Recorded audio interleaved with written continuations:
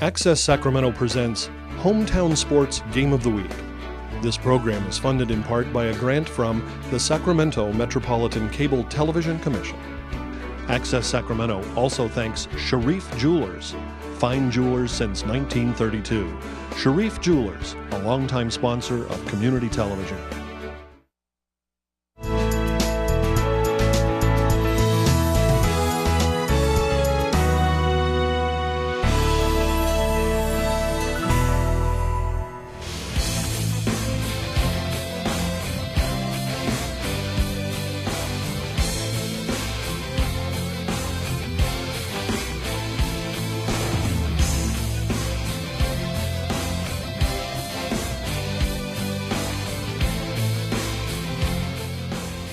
We have reached week 10 in the high school football season around the Sac Joaquin section, and playoff ramifications into next week are still in abundance for many teams. And that's the case tonight from Antelope, where Access Sacramento's Hometown Sports Game of the Week has a key CVC matchup as the visiting Whitney Wildcats come into Antelope to take on the host Titans. Good evening and welcome to Titan Stadium here on the campus of Antelope High School with the Imperator of Analysis Hall of Famer Jim Domino. I'm Will James. We welcome you aboard, and tonight's game, under somewhat threatening sky and a little bit of chill and breeze, should be a doozy. We've got two ball clubs that have been ranked all season long, Coach. It comes down to a Week 10 match where both teams, though having different significance and motivation coming in, still a serious ball game in store. Well, certainly both these clubs know each other well. They've been rivals for the last 7-8 years from one league to another league, and tonight's no different. And it does have playoff ramifications because Antelope would like to finish on a strong note and get a decent seed in the upcoming tournament, which will start next week. Meanwhile, Whitney, coming off a tough loss, wants to salvage a victory here and treat it just about like a playoff game in lieu of some of the circumstances they've gone through this year. So believe me, this is a great matchup. It is indeed. For head coach Matt Ray of the host Titans, he's defending home field tonight and looking to improve to 9-1, the sole loss being against Del Campo just a couple of weeks ago. And for interim head coach Jesse Armas of Whitney, he and this particular senior class have a lot to prove. Let's take a look at that last meeting between these two squads. Well, as we look at last year's meeting, a victory for Antelope going over to Whitney, defeating them 42-21, and Dotson, their all-city running back, had a field day, scoring several touchdowns in the second half, breaking up a close game. And that marked the third victory in a row for Antelope, making it be the edge you see there for the Titans. Now, the last time out for these two squads, very much of a conflicting outcome just a week ago, and in a big way. Well, certainly Antelope went over to Bella Vista and shut them out 55-0, 56-0, and really got to play a lot of players and rest a lot of players because it became a running clock as that game got out of hand early. And meanwhile, Whitney and Casumas locked up in what we thought was going to be really a tight ball game. And unfortunately for Whitney, they were the victim of 6 turnovers early, giving numerous opportunities for that Casumas ball club. And I would say, as a mild upset, 25-3 in favor of Casumas Oak. So I know that Whitney's going to bounce back here strong tonight. Well, I certainly wouldn't go against that notion. 5 of those 6 turnovers a week ago were fumbles. Now, both squads have to have premium performances by their go-to guys. And for head coach Jesse Armas of Whitney, he'll need to lean on his best impact players, and that would be the wily Wildcats. Well, let's start at a quarterback with Robert Jones. Robert Jones getting about his 3rd start of the year, young junior taking over this ball club. He can win games with his legs as well as his arm. Justin Kraft, the all-everything, the D1 recruit. has over 2,000 yards in his career and has over 700 yards and over 10 touchdowns this season. Of course, Nick Eaton, their big tight end, 3-year starter, tight end and defensive end. And not the least, Dagny Buck. Dagny Buck, another 3-year starter, two-way starter, outstanding guard, outstanding defensive lineman. And Buck and Eaton have collectively recorded 11 sacks on the season. Now on the flip side for Antelope head coach Matt Ray, he'll rely on his impact guys, and that would be the Titans Troopers. Must come up big tonight. Well, let's start out with Moses Paul. Number 32 has a big year, 901 yards, 11 TDs, and his running mate, Mahari Roberts, 750 yards, 9 touchdowns. And then the all-do-everything, Gabe Thomas. And both Will and I rank him one of the top football players in the city, defensive back, wide receiver, 42 tackles, 3 interceptions, one of the top athletes. And last but not least, Jacob Panola, 3-year starter, normally plays tight end. Tonight will play defensive tackle, a two-way starter, 34 tackles, and 7 big sacks this season. And something that should be noted tonight, both of these clubs have excellent kickers. Field goals may be some of the difference tonight. Patel of Whitney and Gomez of Antelope. That's the way we have the table set for you right now on Access Sacramento's Hometown Sports Game of the Week. When we return, Rick Stewart will add a little bit more spice to tonight's big matchup. Stay with us.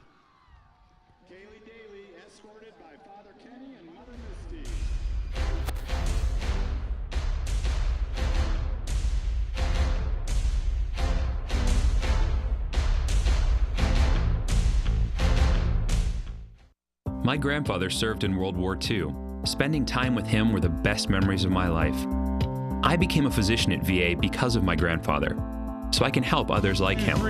I can't imagine working with better doctors or a more dedicated staff. I'm fulfilling my life's mission with the help of my team and thanks to these veterans. I'm proud to be a doctor at VA and proud to honor my grandfather every day. Search VA Careers to find out more. I tell people I have 3 kids, one of them's adopted, I just don't know which one. I can't imagine having to be in a birth mother's position to make that choice. You know, I was kind of just asking her, you know, what is your motivation? Why are you doing this? And she looked at me and she said, because you can give my son a life that I could not. We always tell her thank you. He is such a blessing to us. Every day is just a ray of sunshine from him. So we're Chanda and Brian, and we chose adoption. After 15 years of smoking, Eva Marie quit. There's a new lung cancer screening that could save her life. You stopped smoking, now start screening. Learn more at savedbythescan.org.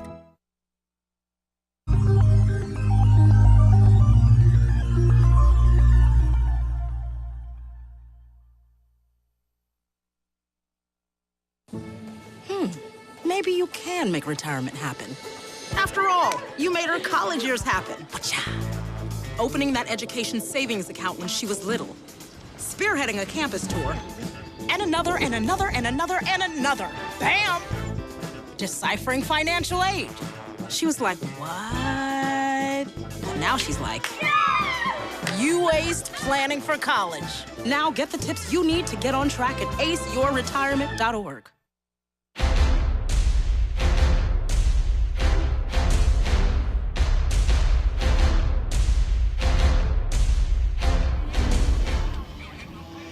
Welcome to the show. We're at Antelope High tonight for Access Sacramento's Hometown Sports Game of the Week. Let's turn our attention down to field level and our partner, Rick Stewart. Alrighty, here, coaches tonight in our coaching counterpart segment here on Access Sacramento's Hometown Sports Football. First, for the Whitney Wildcats, Coach Jesse Armas. He's in his first year. He's the interim coach. He was named interim coach right before the season started. The record, 4-2, 5-4 overall. 9 years, though, with the Whitney football program, mostly as an offensive line coach as well, and the defense side working at him. Interim coach, first year, he's done a good job with Whitney. They've had a lot of injuries, and it's been a battle for him. Now, on the other side of the field, for Antelope, Coach Matt Ray. He's in his 8th year. 5-1 this year, 8-1 overall. Career record 73-29, playoff 7 of 9 seasons, 6-7 record in those playoff games. He's got 4 league titles, and recently they had a 21-game CVC winning streak that was snapped at Del Campo 2 weeks ago. They're back on the beam, though, after their victory last week. Now, the series history for these two teams between Whitney and Antelope. This is the 8th meeting. Antelope leads the series 5-2. The first 4 games are split for the two teams, and Antelope's won the last 3 meetings. Now, in those games, Whitney's average margin of victory has been 13.5 points, and while Antelope wins, their margin of victory is 11.5 points. So it's a very close battle here. I know Whitney is playing for basically their season pride, their senior pride, and this is their playoff game against Antelope, trying to smack a team going into the playoffs when they're not going to be in the playoffs themselves. Guys, back up to you. I'm looking forward to a good game, good crisp weather tonight. Should be fun. Well, no doubt, and the crowd continuing to come into Titan Stadium this evening. A very festive atmosphere on senior night. But out at the field right now, we've got co-captains meeting there at the Antelope logo. And let's take a look at what the Imperator considers to be the primary considerations in tonight's big contest.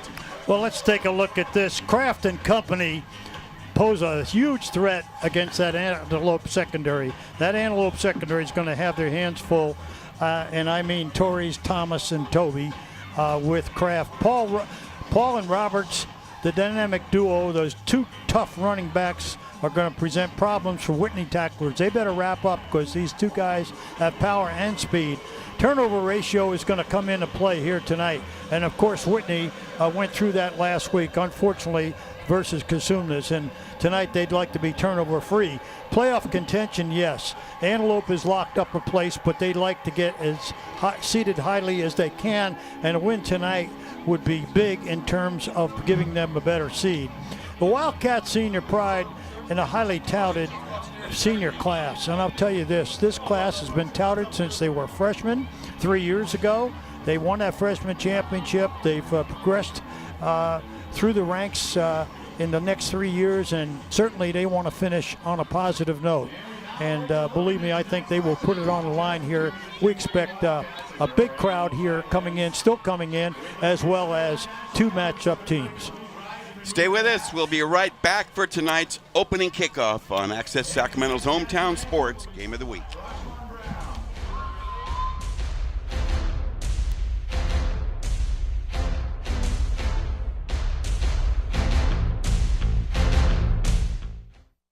My grandfather served in World War II. Spending time with him were the best memories of my life. I became a physician at VA because of my grandfather, so I can help others like him. I can't imagine working with better doctors or a more dedicated staff. I'm fulfilling my life's mission with the help of my team and thanks to these veterans. I'm proud to be a doctor at VA and proud to honor my grandfather every day. Search VA Careers to find out more. I tell people I have 3 kids, one of them's adopted, I just don't know which one. I can't imagine having to be in a birth mother's position to make that choice. You know, I was kind of just asking her, what is your motivation? Why are you doing this? And she looked at me and she said, because you can give my son a life that I could not. We always tell her thank you. He is such a blessing to us. Every day is just a ray of sunshine from him. So we're Chanda and Brian, and we chose adoption. After 15 years of smoking, Eva Marie quit. There's a new lung cancer screening that could save her life. You stopped smoking, now start screening. Learn more at savedbythescan.org.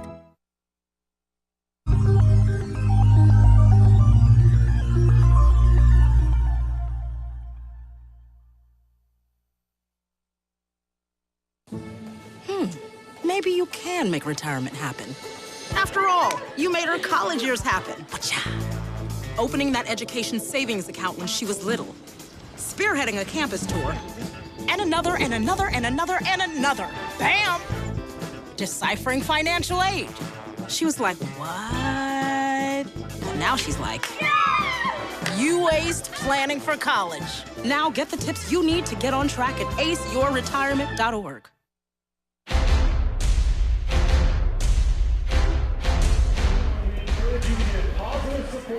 Welcome to the show. We're at Antelope High this evening for Access Sacramento's hometown sports game of the week. Antelope taking on the visiting Whitney Wildcats in a CBC Week 10 showdown. Let's take a look at the officials assigned to monitor this evening's contest out of the NCOA.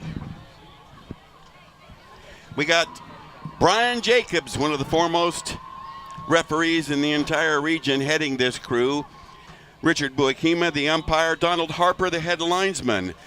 Our line judge tonight will be Mike Lawson, and our back judge, Nate Jacobs, son of Brian Jacobs. We should have ourselves a very clean, smooth, well-called football game tonight, and we can't let that wonderful rendition of the Star Spangled Banner get past us. R.A. Brown, an outstanding solo a cappella on perhaps arguably the most difficult song to sing without accompaniment.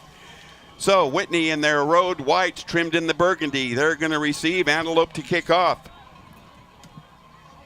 And of course, Isaiah Gomez to do the booting, and he's a good one. A booming line drive over everybody's head for a touchback, bounding 8 yards deep in the end zone. 1st and 10 for the Whitney offense, and they'll open shop with junior QB Robert Jones, who's come on in the second half of the season. Hamp, the running back, and then you see the quartet of wide receivers headed by the excellent Justin Kraft. The O-line experienced, and they're going to need to show some pass protection tonight. Hill in the middle, and the tackles on the spot, Filbert and Good.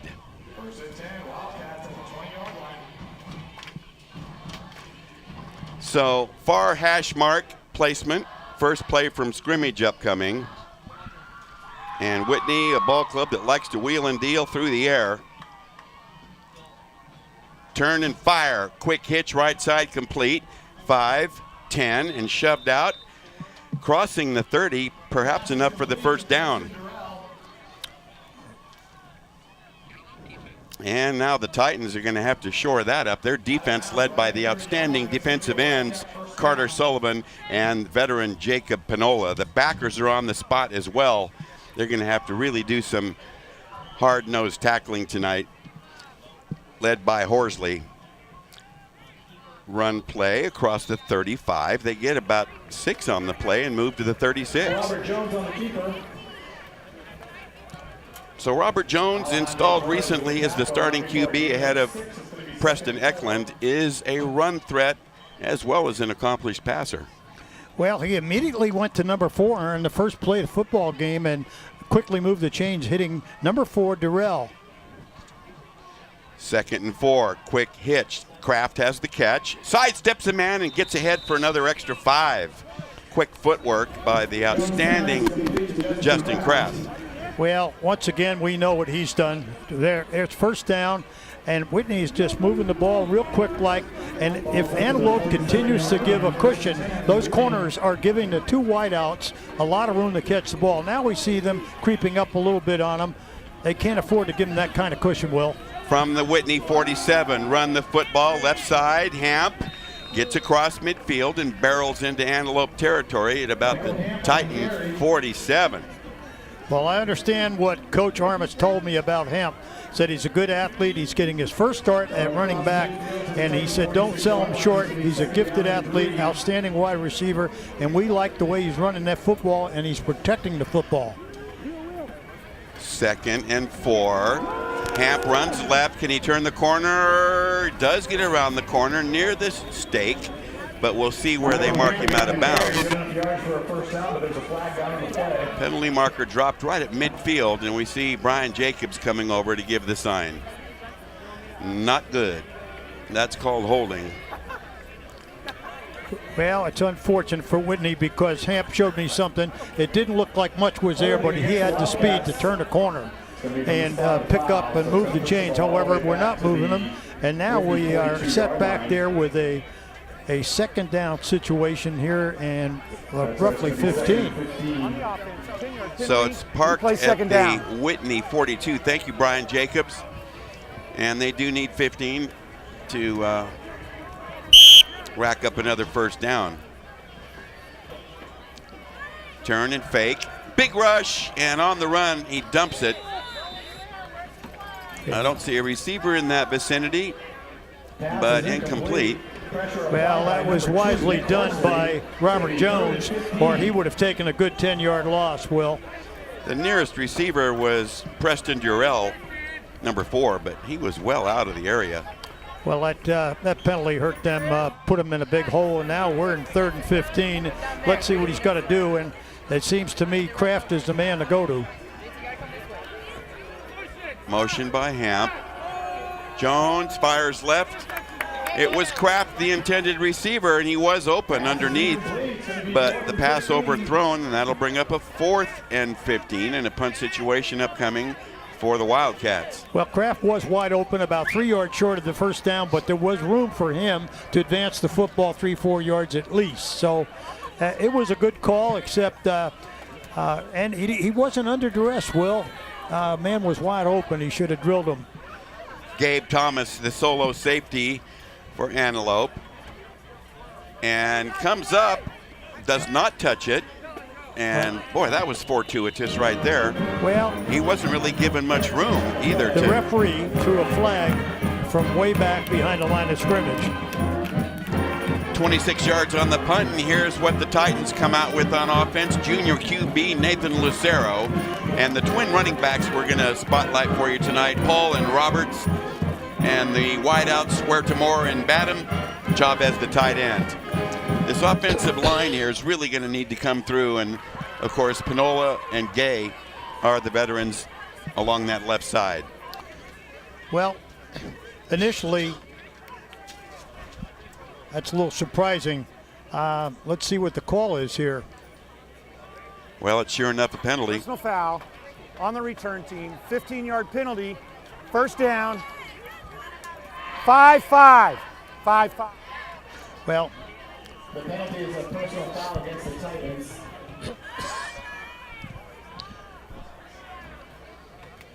Wow, that really changes the field position scenario here. It's going to be placed at the Antelope 18-yard line, and that's a far cry from where they downed that punt.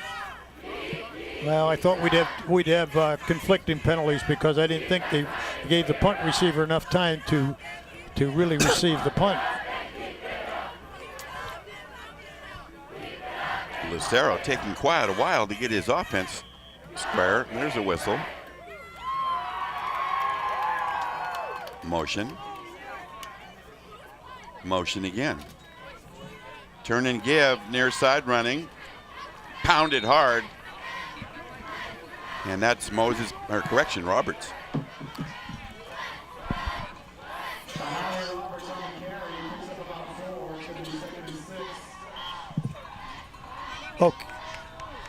Okay, we've got Dagny Buck at defensive end, Salva at the nose guard, and J.T. Scott at that other tackle. Sapinski, Hirsch, Chafin, and Eaton is a linebacker core as Antelope breaks the huddle. 2nd and 5. Turn and give. Wow, I'll tell you, that was a tremendous play by Eaton, number 5. Well, Eaton, a 3-year starter, made a big play, and now we're in the 3rd down, and he only picked up a couple. Watch this again, and watch Eaton. Number 5 was all over that play. Moses Paul really got wrapped up on that. 3rd and close to 4. Double wide to the near side, motion in that Titan backfield. Quick hitch. That's a grab, and see where they spot it. That's going to be,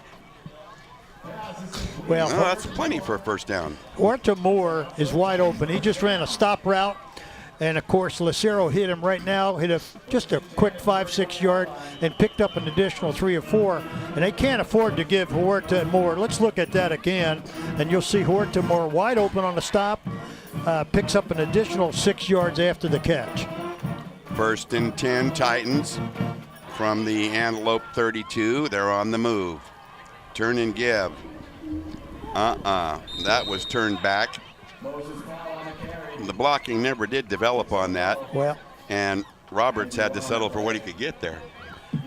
Well, that whole right defensive side of Whitney was right there. They're coming off their blocks awful quick. And once again, watch Nick Eaton, number 5, the 3-year veteran, tight end, quick enough to play wide, outstanding outside linebacker. Gain of 1, 2nd and 9. Back split this time, and we see again the motion. Roberts, wow, that was a nice fake right there, I must say. And a bailout throw on the run, completed up along that far sideline right in front of the Whitney bench. Well, give Lucero credit for flushing the pocket and keeping his eye down the field. And wide open there, it appeared that Roberts came out of the backfield, number 33. Watch Lucero here. He's under pressure, flushes the pocket, evades 53, and still spots a man down the field. Enough to move the chains. First down, Antelope. So they are moving the football steadily on the reception there to Roberts. So Lucero doing a nice job right now guiding the offense as they open up here at the 41. Near side sweep, can he turn the corner? No, yeah. Kraft up to destroy that play, and he gets help from 3 Wildcats to shut that down. Well, very nice job by Kraft, the safety, and he had help from grab Paul, and nowhere for Paul to go. In fact, he took a loss of about 6-yard loss on that play. Here's another look at that containment off the right wing there. You're going to see number 7, Kraft, cut this off and then hold up the runner until he gets more help to finish that for a 6-yard loss. Well, right now, early in this football game, I'm impressed with the Whitney pursuit. They're getting to the football, and they're going to have to, because you got to wrap up Roberts and Paul, particularly Paul, who's more of a power runner. You got to wrap up and get some help. From the 36, they run off left. Boom! Kraft came up there and really shivered some timber there on a blast. And I know that, boy, oh boy, that had to be felt. And Dimitri Whittington with that carry got really popped hard. Well, Sanchez came up with a big pop as well. Nathan Sanchez, number 17. Let's foul targeting on the defense. Well, Brian Jacobs spots a targeting to the helmet, major penalty, and this is going to help bail out Antelope here and get up across midfield.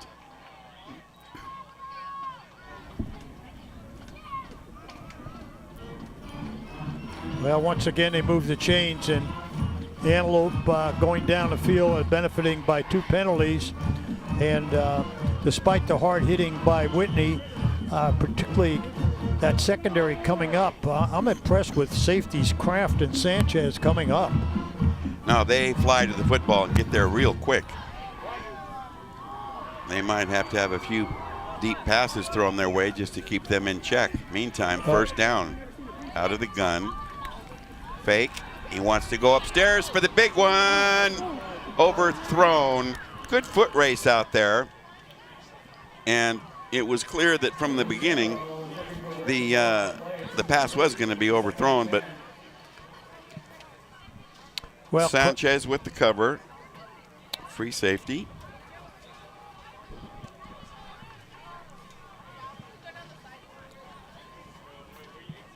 Two for 3 for 15 yards passing this evening for Nathan Lucero. Well, they gave him good protection, faked inside, good play action, went for the bomb long to Huerta Moore, the big receiver now you see going here in motion to the near sideline. Gabe Thomas shows the motion. Throw left. There's Huerta Moore. Strings the play, and he's close to first down yardage. They're going to spot him at about the 20 or the 34 or so. He may be a wee bit short. Let's see. Let's look at this again, and he's hitting Huerta Moore. It's just a quick stop route. It's not really a bubble screen. You don't see people pulling, but if they continue to give him 8-9 yards off the ball on the near sideline, they're going to run that. Let's look at the far sideline now. Now they're pressing him. 2 catches for 15 yards for Huerta Moore. That run play is jammed up, and they've done a nice job of containing the run that time. Well, Sanchez came in there real quick, like along with Hurst, the linebacker, and closed real fast on him. Watch Lucero now taking a look at Huerta on the near sideline. There's a give inside, and Sanchez is right there, the strong safety. Roberts, 33, with that last carry, and it's going to looks like just barely a 1st and 10. Football parked at the 33. Well, right now they're in a slot wide, a very wide slot, and they're giving them big cushion. Left side, pretty good hole. They're really working Roberts that time. Once again, Roberts picks up 4. They're mixing it up pretty good, but they're taking a look. Coach Ray is watching that far sideline, and when he splits out Huerta Moore out there, along with Bodwin and possibly Chavez, the tight end, watch for Lucero to play action to the short side and roll wide. Roberts angles right, gets shoved back on a jarring hit by Kraft. Yeah. And additional help that time by Ben Sapinski. Now we're in the 3rd and 6. Take a look at this. There's you see a give to Robertson. Nowhere to go. Sapinski and Kraft right there. I'm impressed. Whitney's gambling with those safeties, and they got to be careful. They're making a lot of tackles with Sanchez and Kraft, but what they got to be careful is play action pass and get burned in the secondary. Well, Roberts has had 6 carries, but total just 9 yards. A lot of hitting going on. Big rush. Lucero fires on the run. Out of bounds. Well, it looks like they're out of field goal range, Will, but he does have a good wind behind him. We'll see. We've been very impressed the past 2 years with Isaiah Gomez and his strong leg. Well, he's capable, particularly with this wind here. They're putting that tee down. They certainly are. So we got 45-yarder, Will.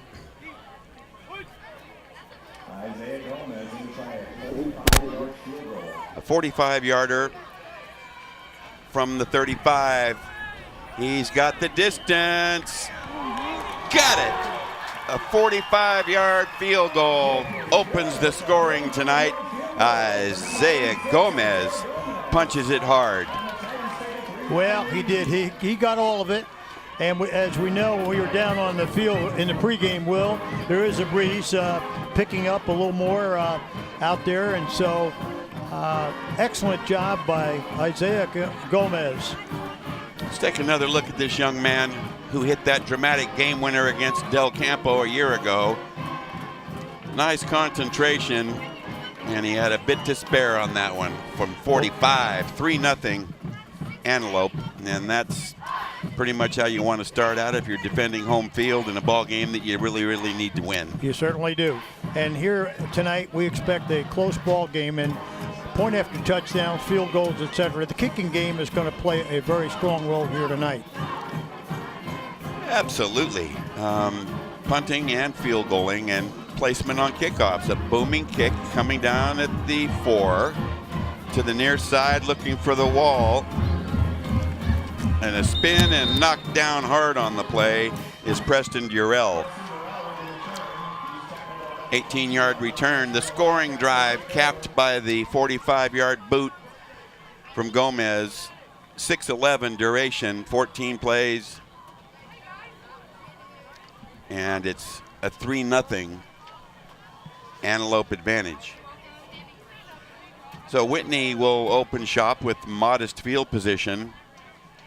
The 88-yard drive, very impressive. 14 plays. They took a hunk off that first quarter clock, didn't they, Coach? They certainly did. We're down to 4:10 on the first quarter. They certainly did and came away with 3 points. So when you get a drive like that, they got a couple of penalties that aided them as well. but they mix it up pretty good. And if they continue to give Huerta more, all that kind of room, they're going to go to him more. Quick hit over the middle, got a completion out across the 30 for about a 9-yard gain or so. And that was a very quick release after a very quick ball fake. Well, you see Eaton on the ground. He took a pretty good hit there as they got a 9-yard gain out of it, but they got one of their starting two-way players on the ground. Looky here. And he got hit by 5 defenders there, all 1, 2, 3, 4, 5. That had to be tough. So he's being attended to by the training staff. And well, I think he's going to be all right. I think he's got it overstretching the area and in the process of rolling over. A correction on the previous scoring drive that opened the scoring tonight. 82 yards. 14 plays, covering 6'11", and punched in from 45 yards out by the G-Man. The G-Man, Mr. Gomez. He comes through in the clutch he has for 2 years, Will. And I got plenty of leg, and certainly when you kick south to north, why, it's going to be helpful to have a little breeze behind you. We'll be right back for more of Access Sacramento's Hometown Sports Game of the Week.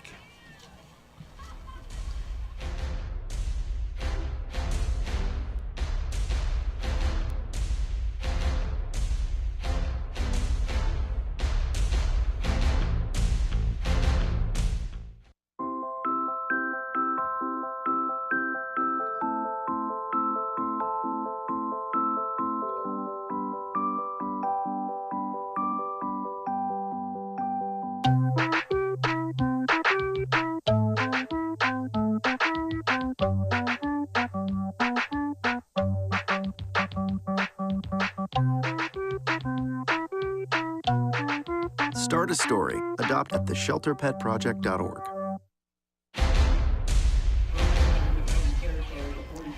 Well, a big play there for Whitney High, a completion up along that left sideline, and a big first down is the result on that hookup to Michael Hamp. Well, Michael Hamp, starting at halfback tonight, can catch the ball in the backfield as well as being an outstanding receiver. Short yardage one, left side attack. Antelope pretty tough there. Well, Jones picks up about 3, and that's where, well, they're giving him a good measure, Will, 5. That looks like a good measure. And Coach Armas said that he felt Jones gives them more of an opportunity tonight because of the fact that they're close to equal passing, but Jones can hurt you running.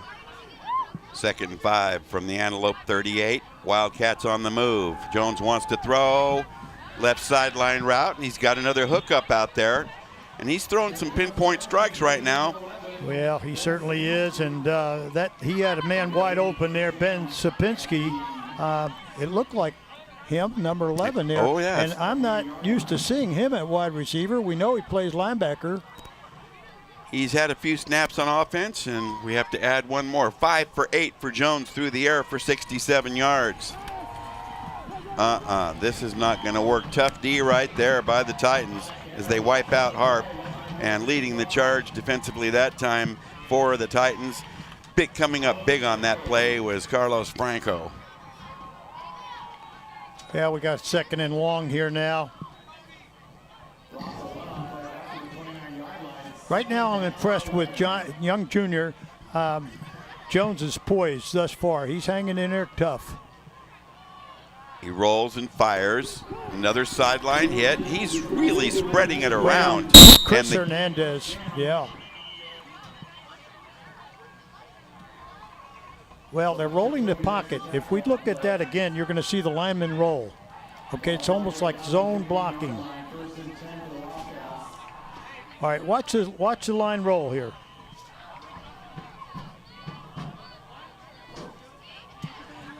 First and 10 from the Titan 15-yard line. Wildcats coming right back down the field. They do trail 3-0 on the Gomez field goal, but Whitney threatening here on this drive, engineered by junior QB Jones.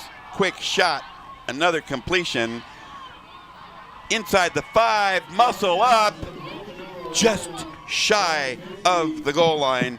What an effort there that time. Tremendous fight. Ben Sapinski, 2 catches in this drive. Another look. Watch quick strike. Sapinski's there, breaks a tackle. Watch him carry people. Picks up an additional 5 yards after contact. First and goal from the 2. Whitney pounding on the door. Harp runs it in, standing up. Michael Harp from 2 yards out. Touchdown, Wildcats. Very impressive drive. They mixed it up real well. I like the play calling on Whitney. They mixed it up a huge amount. And of course, Antelope is giving a lot of, playing a lot of soft cushion in that secondary, and they're making them pay for it. There's the handoff and terrific blocking. What a huge gap right there. Well, so they line up for the PAT. Patel, a reliable kicker, bangs it home. So at 1:49, late first, Whitney's on the board, and there's the go-ahead TD. We'll be right back.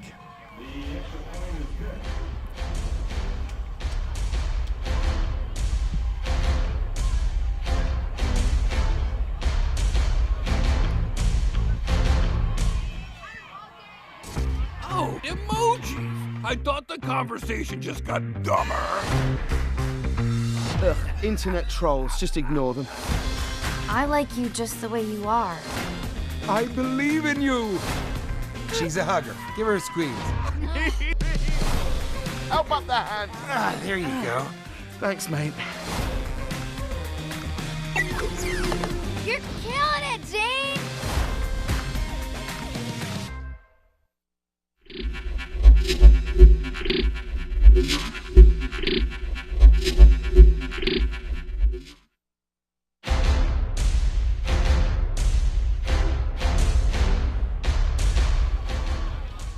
Eight plays, 78 yards in 2:27. Here's the kickoff from Patel to the deep receiver. And a straight ahead run, trying to angle outside for some daylight, Torres.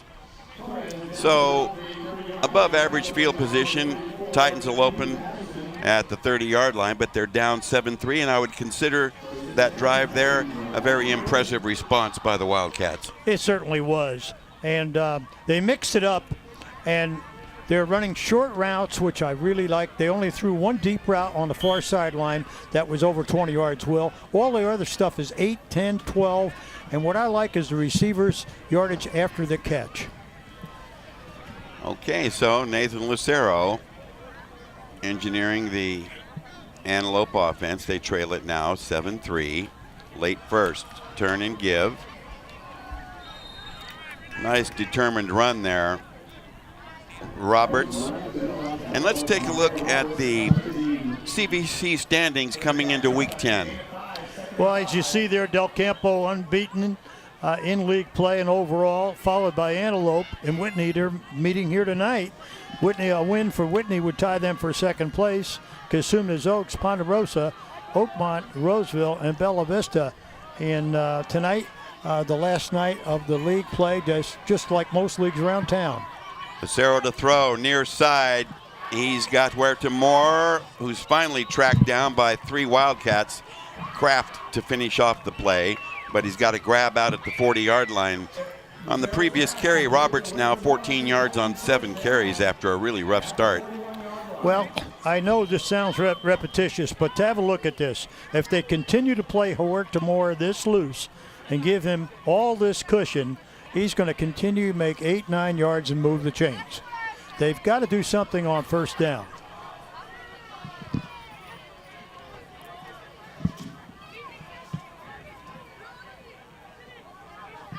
Staggered, split backs, double wide receivers to the right. Turn and give. Short yardage. They haven't been able to break out and get anything more than just a short yardage run out of those 2 excellent backs, Paul and Roberts. That time, Paul with the carry. Paul with only 2, getting it 2nd and 8. As mentioned, right now, the Whitney defense is keeping them in check. Okay, they're able to run a few yards inside, but right now they haven't given up anything big. We've played one here at Antelope High on Access Sacramento's hometown sports game of the week. 7-3, Whitney leading host Antelope. And we have more from our partner, Rick Stewart. All right, I'm here with Richie Hodge, the band director here at Antelope High School. Richie, you've got a tremendous band here, inside and out of the event. How many are in your band? We have 105 this year. We're really happy. It's been growing the last couple of years, so we hope it keeps happening. Tonight we have our feeder school, Antelope Crossing Middle School. Students are here, so they're having fun. We want to get them for next year. It's one of the feeder programs that feeds into the musicians, right? Oh, absolutely. It's all the band members from that school. It's great. Outstanding. How many seniors tonight? We had 30 seniors. Luckily, we had 30 freshmen this year, so we're replenishing each year. Wow, big turnover for you on the band. That's tremendous. What's the thing that the band likes to do most? I think they like doing everything involved with the school. The rallies we play before school a lot of times for the kids when they come onto campus, the football games, basketball games, and then they also perform a lot of different competitions and stuff. Outstanding. Well, Richie, thanks for spending a minute with me. I appreciate it. Absolutely. Thank you very much. All right, guys, we'll send it back up to you. All right, Mr. Stewart, thank you very much. After one quarter in the total yards department, Whitney 112 total yards on 13 plays. Antelope just 49 yards on 17 plays. So more offense in that first period by the Wildcats. 2nd and 8 for the Titans, and whistles are going to bust this play. Well, Coach Ray didn't like it there. They had massive movement around, two people in motion at once, and they weren't sure of the set that Coach Ray wanted, so he wisely takes the time out and not waste a down. And particularly when you're in 2nd and long like that, you can't afford to give away a down. Not at all. Can't give away anything in a game like this. This is of paramount importance, particularly to Antelope. They cannot afford a setback here. They will go on to the postseason. They'll get a playoff spot, but a victory tonight would give them a far greater chance to host a first rounder. They do not want to go on the road. Exactly. You want to be in that top 8 seeded, because if you're 9 or below, you're going to be visiting somewhere. And certainly that's not what Coach Ray had in mind. He's been fortunate to host many playoff games in the last 2 years, and it's helped them begin their playoffs with a win. Roberts near side sweep, Paul in front, and he slips through 2 tacklers and lunges ahead. Nice effort there where there was very little daylight. Tough running. Well, you're right. There was nothing there. He picked up an additional 3 yards out of nothing, and yeah. But we got a 3rd and 5, Will, and once again we've got to take a good look at where the secondary are playing the receivers, particularly Huerta Moore, who is an outstanding possession receiver. Huerta Moore, watch him. He is dispatched far to the left, and Harp inside him. Double wides in that direction. Everybody else packed in tight. Single back. Now we see the motion.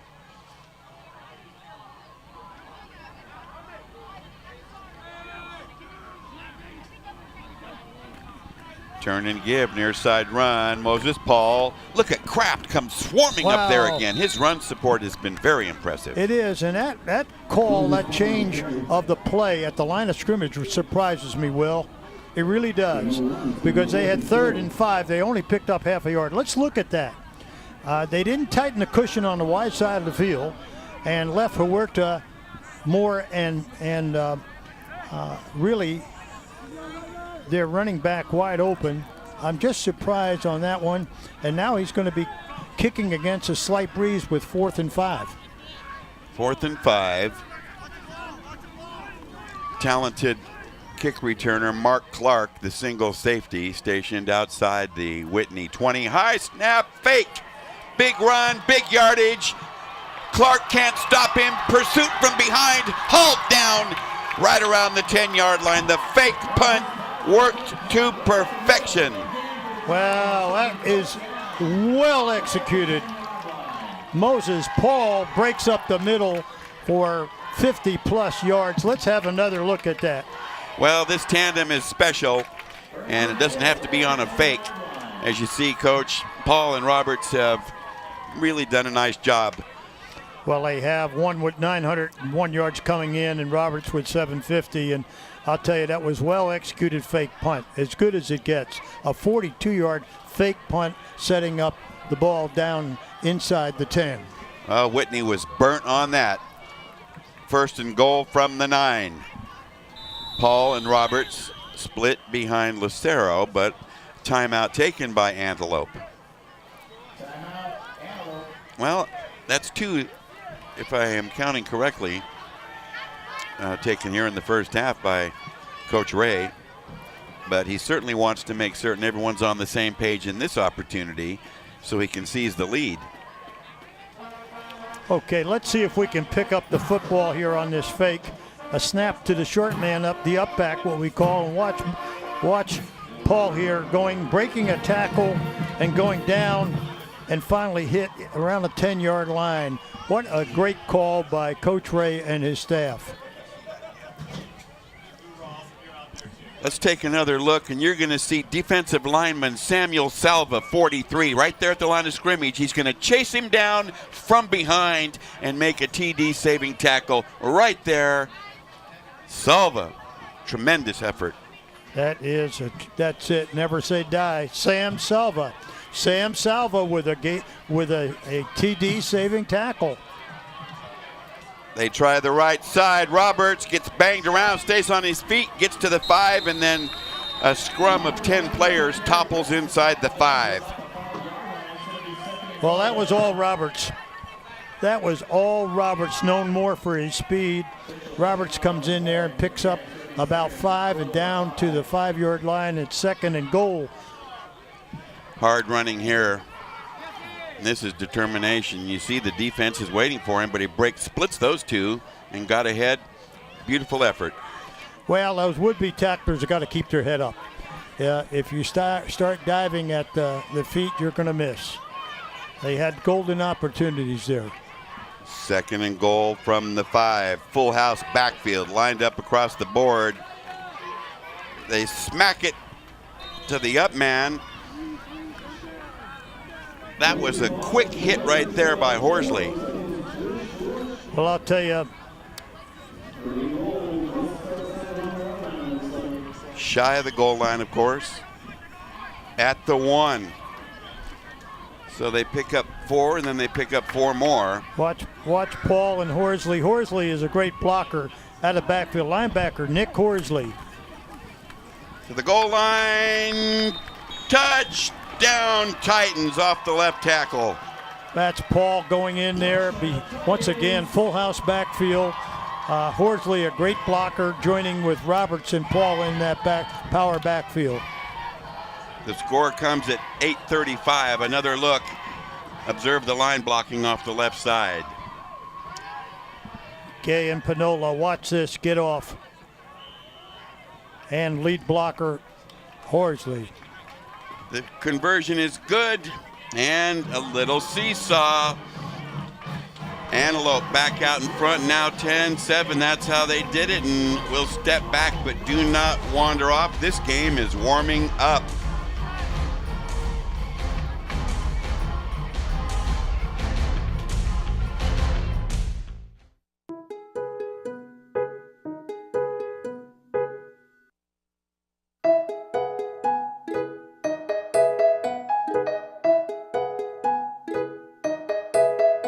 Your teenager, naturally pushing the rules to their limits. When they push too far, call the Boys Town National Hotline at 800-448-3000. Our trained counselors are there 24 hours a day, 7 days a week to provide advice and resources for problems big or small.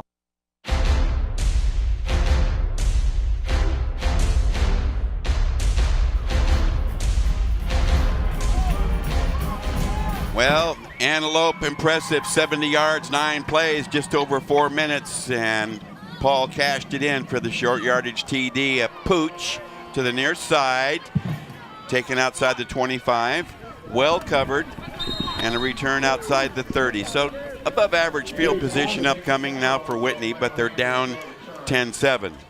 Well, Michael Hamp took that pooch kick. There was nowhere to go. Good coverage downfield by the Antelope's kicking team. And let's see, it appears thus far in about a quarter and a half, not quite. It's like who holds the ball last scores here. And we could have one of those types of nights, Will, where we're going to see a lot of scoring. More to come. I think you're right on target as usual.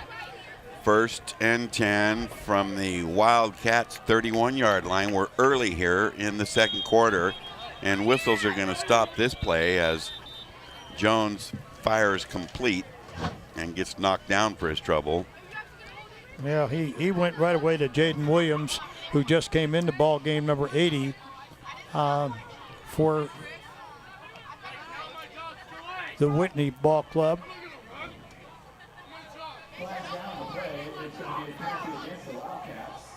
Dead ball, encroachment on the offense. 5-yard penalty, remains first down. Not the way to start a drive. Well, not at all. And let's see who they're going with at the wideouts there. They now have 5 wide receivers and the quarterback in an empty set. Okay, motion, hand off, and that did not work. That play got chopped up, and Preston Durrell had nowhere to go. Nowhere to go. There was no deception, and quite frankly, wide receivers coming in, it just, wow. I mean, Sullivan ate that up for breakfast, lunch, and dinner, and a midnight snack. Well, nobody blocked him. I mean, no one blocked him. Roll right and fire. Got a short hookup. A fumble. All the Antelope players are there, and the Titans have the pill. Well, it's amazing. It really is, because once again they're plagued with a turnover, and Hernandez made the grab and coughed it up. What let's take a look at this. You see quarterback Jones flushing the pocket, getting the ball, and Hernandez not to take care of the football.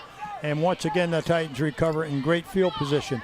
You know, Willie came down the field with great calls and mixing it up. We complimented on that last drive, and the first 2 plays from scrimmage after the kickoff were questionable.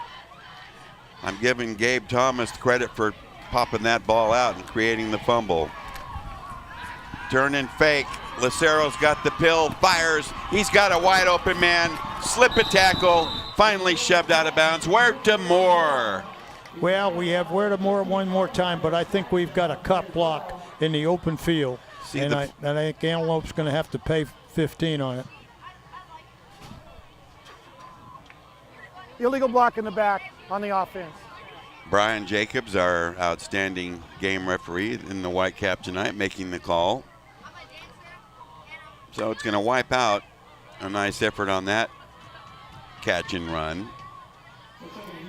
Illegal block in the back on the offense. 10-yard penalty, replay first down. Another look at that play. You see the play fake froze the linebackers and froze Kraft pretty good right there. It did. Nice. And we had a block in the back on Kraft after him being frozen. There you go. So the football parked at the Whitney 25.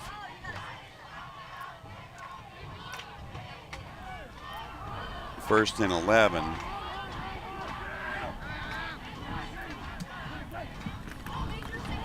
Turn and give, power running off right tackle. Well, Paul with the carry, and that got sealed up real fast. That was nice defensive play there by Dagny Buck, 53, and you're probably going to see him and hear him a lot tonight. Well, he's coming off a big year, 5.5 sacks, 57 tackles, 2 fumble recoveries, 3-year starter, 2-way starter. Tonight getting a break on offense, Will. Outstanding defensive player. Besides the 5.5 sacks, 13 hurries on his pass rush docket. Under center, Lucero, play action. He's flushed and gets gobbled. Wow. Well, we got a fumble, but yes, I believe it's too late. Dagny Buck and Samuel Salva, 53 and 43, just annihilated that play. Well, once again, we got another turnover here going the other way. Okay. Take a look at it. You're going to see some hard hits here. Well, Lucero decides to keep it. He's got to protect the football. Dagny, 53. But Brian Jacobs is going to update us on a penalty here. Well, dead ball, personal foul on Antelope, 15-yard penalty, results in another first down. Wow-wee. Well, it's really not another first down because they just took possession of the ball. Okay, so quite frankly, if we look at that replay, again, without the benefit of replay here, that ball, that was a very, that fumble, I wanted to see what caused the fumble, the hit or the ground. Interesting interpretation, and I think you got something there. Nevertheless, 1st and 10 for the Wildcats. Football at the Whitney 38. Nearing midway second, 7:01 mark. Quick shot left side. And they've salt and peppered that area a couple of times, and you know, Preston Durrell is taking on a bigger role in the offense tonight. Well, he certainly is, and you know, they expected Hernandez and of course Kraft to be the #1 role, but once again, Durrell is getting more snaps than Matt Clark or Mark Clark tonight thus far. Yes, he is. Gain of 3, 2nd and 7. Jones operates out of the gun. Straight handoff. Harp, daylight, crashes across midfield. Nice power running after he was given some initial daylight. Well, Hamp in there, starting his first game this season at halfback, more known for his wide receiving. Big hole over the right side, running over Stone and Smith, and tight end Nick Eaton moving that defense. Good push by the line. So trailing 10-7, Wildcats on the move again, now into Antelope territory. They'll work out of the gun. Harp running right, cuts it, banks forward for some tough yardage, and a marker flies in late. So penalties starting to add up, and Brian Jacobs is monitoring. Illegal block in the back on the offense. Well, that's going to take some wind out of their sails there. Well, they'll continue to run when Antelope goes to the 3-man front, Will. The last 2 downs, they have lined up with 3. As we look at this, they can run the football and pick up 5-6 yards a pop because Antelope is dropping 8. Didn't see the block in the back, but we're looking at a 1st and 17. Now they have a 4-man front. Turn and give. Harp works right and gets eaten alive. Oh my word, they were just stacked and waiting, and Jacob Pinola just had a field day. Well, I think that if Whitney and Coach Armas take a look at this, Antelope keeps switching from a 3 to a 4-man front relative to the down and distance. Now you see 5 people in there trying to take the run away, back off to 3. No gain, 2nd and 17. Jones fires right.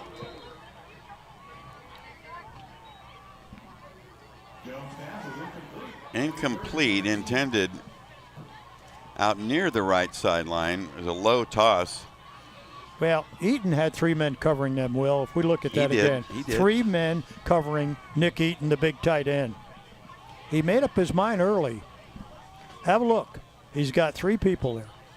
Made up his mind. Jones fires high, incomplete, in the danger zone. Jones right here. Well, he's having an impressive start so far, except for that last pass. 9 for 11 for 95. And he's found a variety of receivers, but it's going to bring up 4th down after that incompletion. Well, if you saw the last pass, he had time to throw, and he cranked it up. He threw about a 90-mile fastball down the middle. Patel in punt formation. Big rush, but he gets it off. High hang time punt. Signal for the fair catch and take it. Reliable Gabe Thomas, and a nice stop on D by the Titans. A 27-yard punt, no return. Well, once again, Antelope with plenty of time on the clock, 5:13 remaining in the second quarter here as Coach Ray huddles his offense together, and he would like nothing better to utilize a time-consuming drive down the field and go away at halftime with a 10-point lead. So let's see what he does with that clock. Well, they come back from the sideline. 1st and 10 from the Titan 29. Plenty of time here, just into the flip side of quarter number 2. 5:13 to go. And Antelope restaking the lead at 10-7. Split backs behind Lucero under center. And whistles are going to kill this play. Well, we got some movement in the wide receiver, Will. We got an illegal procedure. Well, that has to be Dead considered. ball, false start on the offense, 5-yard penalty, remains first down. I guess Huerta Moore, -5, 1st and 15, and they move him back to the 24. Let's take a look at this. Is 1st and 10, and what they've done in the past, Whitney, seems to give them more cushion on 1st and 10. Motion in the backfield. Split backs, they hand off. Roberts shoved back after getting to the 25. That was well contained. Well, yes, and with 1st and 15, once again, I'm a little surprised they're in their run defense, and I look for Coach Ray to run those stop routes real quick, like to the wide side of the field. Roberts, 10 carries, 23 yards with a long of 5. He's been facing a tough D tonight. Lucero fires on the run underneath. Huerta Moore has the grab and runs for Moore. He's all the way across the 40-yard line, and he makes up for the penalty yardage and a little bit more. First down, Titans. Well, it appears like, once again, Whitney is very loose coverage. Roll out with no pressure and soft spot underneath, and Kraft making the tackle 7-on-7 on Huerta Moore, and a fallen Wildcat being attended to out here, and the reason for the delay. But they did a nice job getting off the hook after the penalty. Well, they did, and you know, they're varying it up between 7 and 8 in the box, and quite frankly, there's a huge open area between the linebackers and the secondary, huge, and they're finding it. There's a zone underneath zone that is wide open in the curl zones and the seams, and good call by Coach Ray, and of course Lucero finding Huerta. Huerta Moore is a pretty good-sized target. He's a good-sized target, and he's had 5 grabs tonight for 44 yards. Lucero 6 of 8 for 55, and you can see part of that visiting crowd for the Whitney Wildcats and the fallen Wildcat cornerback Campbell, and he's coming off with little assistance. We're happy to see that.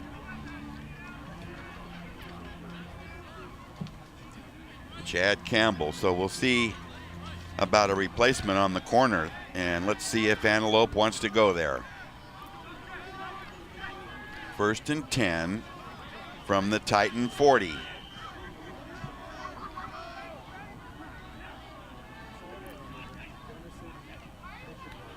Turn and give. Slashing ahead. Roberts getting the bulk of the work now, and that may be one of his better gains of the day. He pushes out to the 48-yard line. Burst of 8 right there. Let's take a look at that good surge by the Antelope line here. Roberts picking up a quick 8 on 1st down. And again, there's a lot of reaching and grabbing going on. I don't see the hitting that we saw in the first quarter, Will. A lot of reach and grab show here. in the second quarter. Double wide receivers to the left. Turn and give, right side run. Moses Paul, as this torrid tandem is starting to take a toll on this Wildcat defense. Well, it is, and good line play by the Antelope front with Gabe Pinola, Parker Jeffries, etc. But the tackling in the last 5-6 minutes here on the part of Whitney, really, they're just not going to do it against backs like Paul and Roberts. Roberts finds a hole and squirts outside before Dagney drops him. Buck wrapped him up before he could really get loose, but nice line play and a definite opening there for Roberts to take advantage of. And after the first down on the previous play, now they're looking at 2nd and 1. Well, this tandem is racking up yards. Moses Paul, Kahari Roberts are really laying it to the bone right now here in the second quarter after a slow first. Turn and give, right side running, off tackle. More of the same. Another gang tackle effort by the Wildcats. But Roberts is still punishing the Wildcats. First down Titans. They'll set up shop this time at the 36. Well, Roberts and Paul have gathered over 100 yards already combined in this first half. And as you mentioned, wear and tear on that defense. They're not tackling like they were in the first quarter. Whistles will abort this play. Timeout Antelope. I think that's 3. And we'll take a little pause ourselves. Don't wander off. Lots more to come tonight on the Hometown Sports Game of the Week.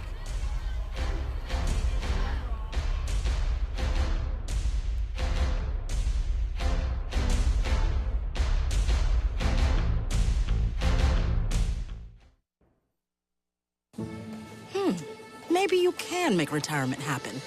After all, you made her college years happen. Opening that education savings account when she was little. Spearheading a campus tour. And another, and another, and another, and another. Bam! Deciphering financial aid. She was like, what? And now she's like, you aced planning for college. Now get the tips you need to get on track at aceyourretirement.org. First down for the Titans. Driving deeper into Wildcat territory. Turn and give, right side running. They have worn that play out. The O-line is doing a heck of a job right there, punching holes for the daylight. That time it was Paul on the carry. Must be an equipment official timeout because Antelope is out of timeouts. Well, we have some kind of a disruption in our stands over here. Don't know what the story is, but I can't tell from here. 2nd and 4 after that carry.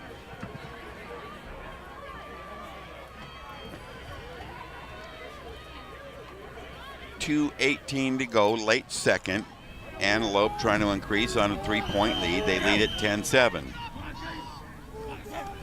Lucero, here's a sweep to the right. They go with the speed back. And staying on his feet right there. Boy, that was a splendid run. Well, very impressive. Keith Brown, his first appearance. He stepped out of bounds, apparently. Well, Keith Brown, we weren't sure if we were going to see him tonight. Watch the burst of speed here. He tight ropes that sideline. Picks up a block. Nice cut, but we'll wait and see on the penalty here.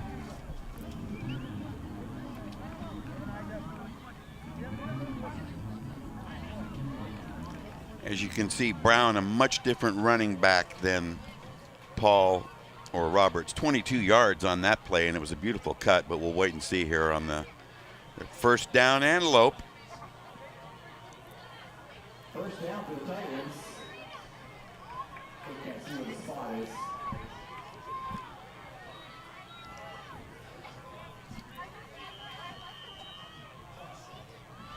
First and goal at the 7. full house backfield. Paul works left, cuts back, hit, and driven back. Well, I'll tell you, Kraft and Dagny Buck and Michael Hirsch sealed that off beautifully. Well, I see it. They have to here. The ball on the 3-yard line, and this is where you're going to have to really, the Whitney defense, Buck, Salva, Scott, they really got to come alive. Eaton, Chafin, etc. Sapinski, you really got to come up with some plays here. Turn and give, right side blast. I think that one is stymied as well. Tough D, no daylight that time. Well, Coach Ray is not in a hurry. The clock ticking away almost down to a minute, Will. And yes, he wants a score. Have a look here. There's not much where to go with the football here. And good job by the defense rising to the occasion here. And with everybody buried inside, you might see the quarterback loosen up and fake inside and take it in the end zone himself. They stay with the full house backfield. Moses Paul with the last carry. This time he gets it again. Second effort, third effort. Stacked up right near the goal line. No call. Well, he had it. If we watch the replay, it almost looked like he let up on the 1-yard line. He got hit. Yeah, let's see that. He runs suddenly high. He could go in the end zone. Watch. He looks like he's going in, and then he gets pushed back. Well, he sure did. They have no timeouts left. They've got to run the football here. 10 seconds. Wow. That's a surprise defensive timeout because Coach Ray was out of timeouts. And now he can decide what kind of a play he wants to run. That is a shock, actually. And I won't even put that out on the table. I'm not going to go near that one. 10-7, Antelope on top. Wow. Threatening with 10 seconds remaining in the half. But the Titans, coming from a 7-3 deficit, have forged the lead again here on senior night. And a festive atmosphere and a lively crowd have added to the entertainment. Wow, that was a surprise. I believe Coach Ray was surprised. That gives him time to think what he wants to run and time to run it.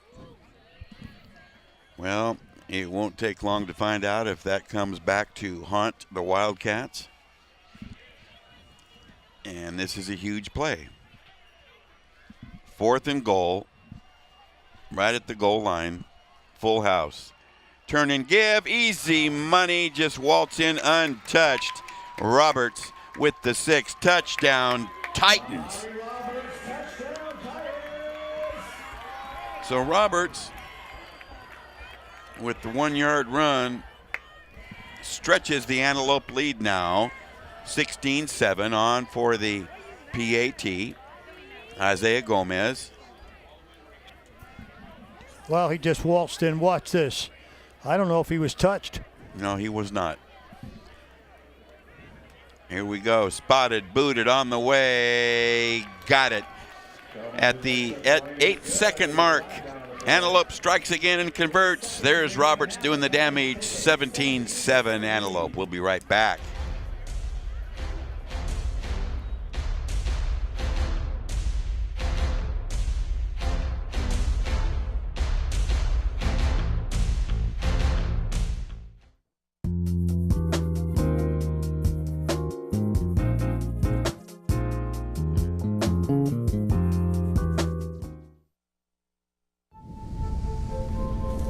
After 15 years of smoking, Eva Marie quit. There's a new lung cancer screening that could save her life. You stopped smoking, now start screening. Learn more at savedbythescan.org.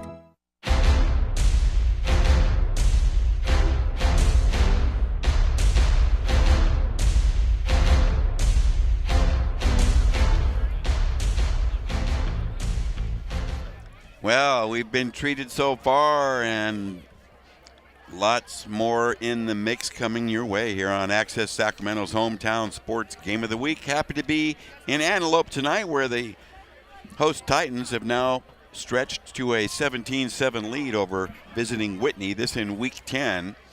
And as mentioned, a key CVC matchup tonight, particularly for host Antelope, based on what they're hoping to get in their playoff seeding. High but short. Taken at the 35. And a good run back considering. And we have 4 seconds left here in the first half. Elijah Annis picks up about maybe 6-7 yards after the catch, and apparently we have a violation or penalty, and they're playing everybody back. No, they're taking the kick, and of course they got one play with 4.2 seconds, and the whole world back. Look at the Antelope defense. So Robert Jones back out. He's going to dispatch Justin Kraft wide to the near side. Triple wide receivers to the right. Out of the gun. Fires over the middle. A lob well overthrown. 4 players in the vicinity. 2 receivers, 2 defenders. Mark Clark, one of the receivers.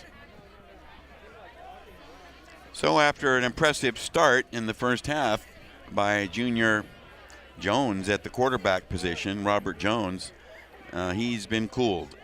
Well, he certainly has. Things have changed there, and I like their game plan to start this game in the first quarter. They mixed it up.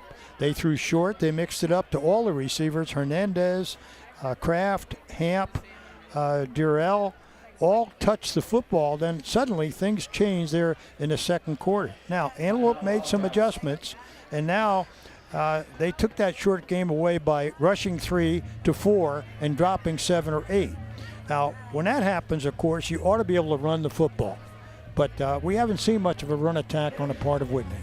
We have not, and it was early in the first quarter when Jones had a couple of run plays, one of them for significant yardage, but they have not gone back to that. And as a result, they're not utilizing that extra threat. And Michael Hamp as well had a couple of decent runs early. So, quite likely, final play of first half, 4 seconds left. Double wide left, double wide right. Over the middle, Kraft has the grab at the 40. Steps away from 2 players to the sideline. Trying to get out of bounds for one more play, but the clock has expired out. However, that was about a 30-some yard gain with rough calculation to Kraft, but we have played half. Don't wander off. Our Rick Stewart, as always, will be chatting with the head coaches of our 2 ball clubs tonight. And on senior night, other activities on the field, colorful band and cheer configurations to entertain a good crowd here tonight.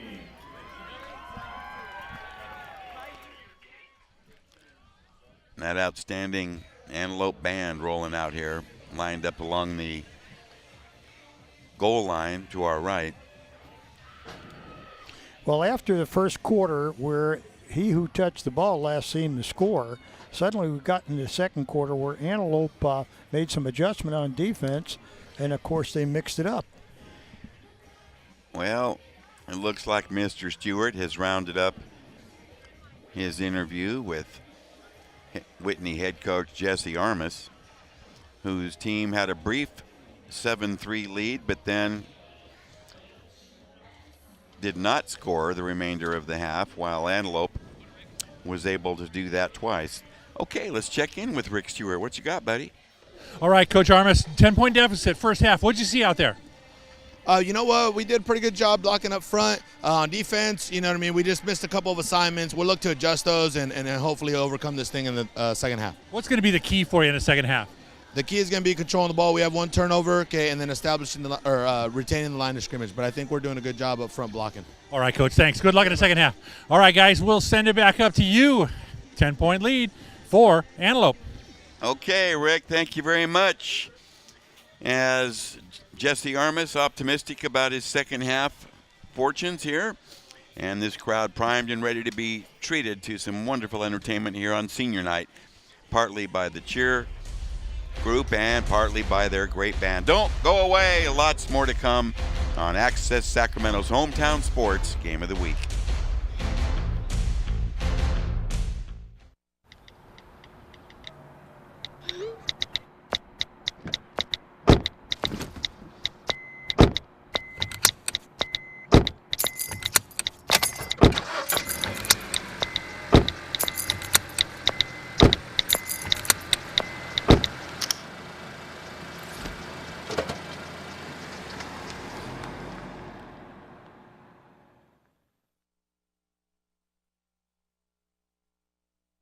Hey, you. Yeah, you. Getting that college education. What are you gonna do? Graduate and take some office job? Be like everybody else? Or will you dare do something different? Like, be a teacher. You could be my teacher. You got the skills. The smarts. Yes, you. You could be the teacher I never forget. That'd be cool. Does that corporate job even have recess? What are you gonna make of yourself? What are you gonna make of me?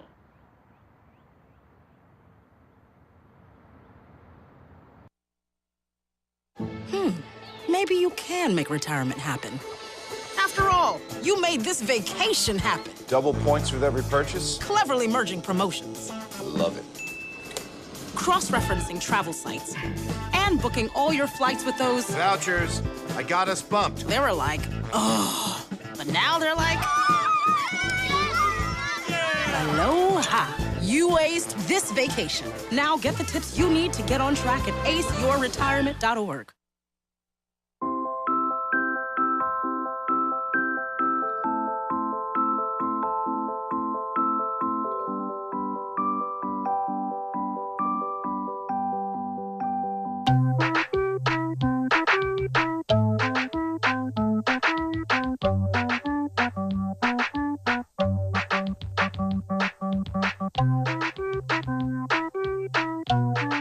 Start a story. Adopt at theshelterpetproject.org.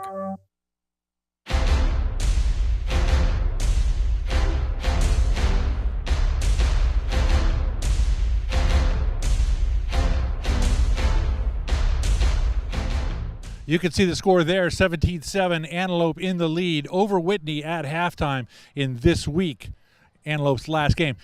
It's a pleasure to have a new athletic director at the Access scene, Corey Klontz here at Antelope. Corey, how long have you been here first and foremost, and where did you come from to get here? I've been here since the start of the year. I came from Laguna Creek. I was there for AD for 3 years, a total of 4 years there. And did you do any coaching while you were there as well? Yeah, I was a girls soccer coach there, the boys for 2 years and then girls for 3, where the girls went to the playoffs every year that I was there. How about here at Antelope? Are there sports you're coaching as well? I'll be helping out with the girls program, but I'm going to be strictly AD for the most part. The desk is a little bigger here, maybe? Just a little bit. Just a little bit. That's okay. That's okay. Now, what's the key as you see it when you change school and you come to a new school as your job position, even though a lateral slide? What's the biggest thing you have to adjust to? Well, it's first of all figuring out the culture that I'm coming into. It's a little bit different from the school I was at before. Antelope's culture is so world-renowned, is adjusting to what it is and then finding my way and then making my impact in the best possible way. What do you think might be something that as you come into it and you get a grip on the culture and that, as you say here, that's different, what would you most like to think about maybe doing differently? Coming in, doing something a little bit different, really getting more people involved on campus. Antelope has done a great job in the past, but I would like to see more people involved, getting them involved in multiple sports instead of one. I think we have too many one-sport athletes, and trying to get multiple sports and with our athletes across the board. And there's been several studies that athletes that don't focus one sport 365 a year, they actually are a little bit more rounded in all the other areas of life too, true? Yeah. I mean, you see it across the board, especially in football. You talk about Urban Meyer, who's looking for multiple sport athletes. He won't look at a single sport quarterback. He does it, or just Urban Meyer bringing them in at when he brings them in for the recruiting class and then playing soccer rather than coming out and playing football, see their feet. I think it helps them learn, adapt, and have different abilities. That's going to impact them in their major sport that they have. It also keeps them fresh and in shape, too. That it does. That it does. What's the one thing that surprised you when you came in here? Well, coming from, what surprised me a lot was the involvement from the teaching staff and how wonderful it is that you walk on a campus and from day one everybody's greeting you, from the kids to the staff. And it's been a pleasure having everybody just make you feel welcome like you've been here for 10 years. You mean at Laguna they didn't give you coffee every morning, everybody you saw? No, they did. It was just a little bit different when you're greeted by 10 students who telling you how great of a job you've done and you've been on campus for 2 days. And so it makes you feel welcome and want to do a good job here. Now you got the Christmas tournament for basketball coming up soon, don't you? We do. All right, and do you have teams set already for that, the bracket set and everything already? The brackets are being developed as we speak, and the teams are set, I believe. Our coach is taking care of all that. I lucked out my first year. I don't have to be too involved in that. Well, the coaches do a good job here, Rob Richards and the basketball coach. Corey, first and foremost, thanks for your time here at halftime and getting a chance to get to know you as the new athletic director here at Antelope, and best of luck and success going forward. Thank you guys for coming, and it's a pleasure having you guys. All right, it's always a pleasure to be here. You guys treat us well. So it's halftime. It is 17-7 here at Antelope High School. Antelope in the lead over Whitney. We'll be right back after this.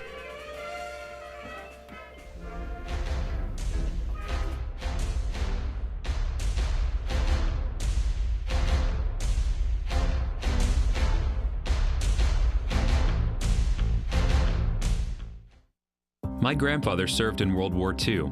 Spending time with him were the best memories of my life. I became a physician at VA because of my grandfather, so I can help others like him. I can't imagine working with better doctors or a more dedicated staff. I'm fulfilling my life's mission with the help of my team and thanks to these veterans. I'm proud to be a doctor at VA and proud to honor my grandfather every day. Search VA Careers to find out more. I tell people I have 3 kids, one of them's adopted, I just don't know which one.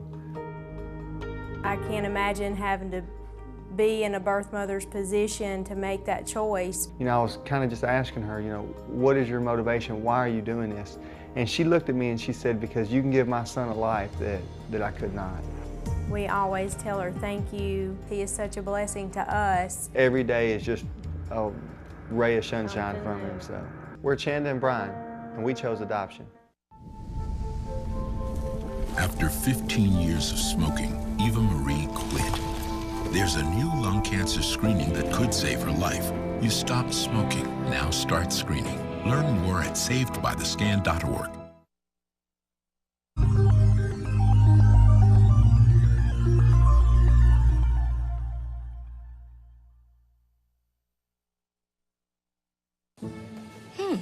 Maybe you can make retirement happen.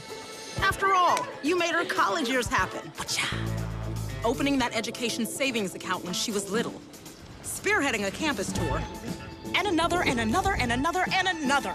Bam! Deciphering financial aid. She was like, what? And now she's like, you aced planning for college. Now get the tips you need to get on track at aceyourretirement.org.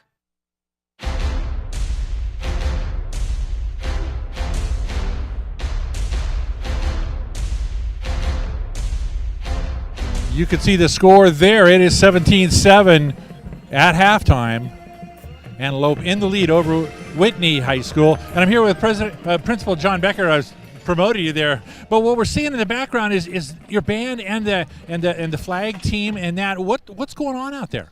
This is our band's field show, the one they get to actually do in public for us. And it is the theme is Goodbye, which is a tribute to Mr. Richie Hodge, our longtime band director, 35 plus years in the district as a band director, and it's a tribute to him. You see the Miami Dolphin colors, which is his favorite football team, but the theme is for him and to appreciate and pay respect to all the years he's put into performing arts and most importantly band here at Antelope High School. Well, and it's a tremendous band that you have. We've heard it numerous times, both at basketball and football games. But what that almost sounds like to me is the tribute. Is he going and retiring? Yes, he is going to retire at the end of the year. So we're just trying to pay as much of our respects as we can between now and June and celebrate his outstanding career. That's going to be a big pair of shoes to fill, isn't it? Absolutely, absolutely. The band's done amazing this year, and yes, it's big shoes to fill. Well, and that's why the pressure's on your shoulders. You know, you get the softball questions, but have the pressure on your shoulders. That's Absolutely, absolutely. Actually, we already hired a part-time band director for the transition, so we're definitely planning ahead. Okay, well that's getting ahead of the curve. What else is going on campus? We're just we're in the second half of this semester here in the fall, and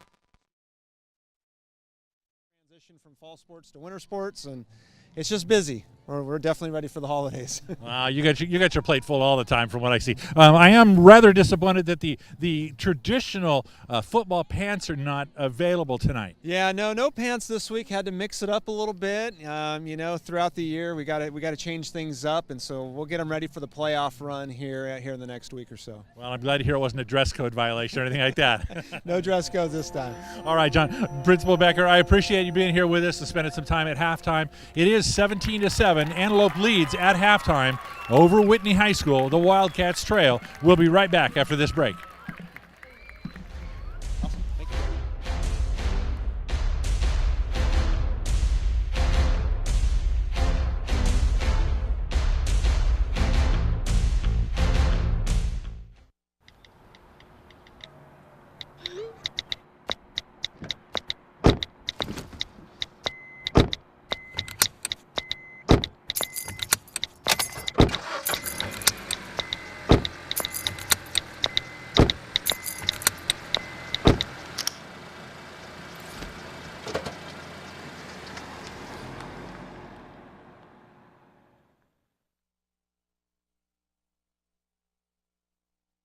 Hey, you. Yeah, you. Getting that college education? What are you gonna do? Graduate and take some office job? Be like everybody else? Or will you dare do something different? Like, be a teacher. You could be my teacher. You got the skills. The smarts? Yes, you. You could be the teacher I never forget. That'd be cool. Does that corporate job even have recess? What are you gonna make of yourself? What are you gonna make of me?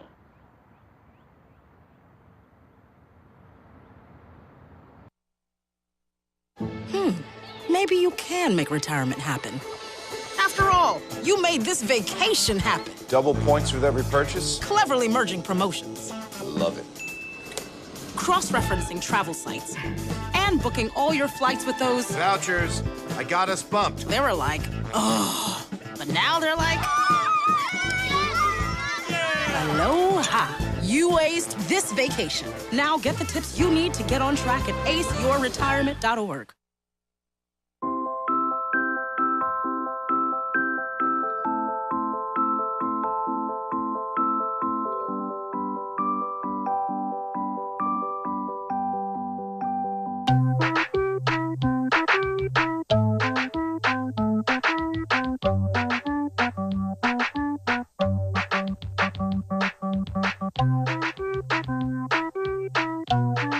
Start a story. Adopt at theshelterpetproject.org.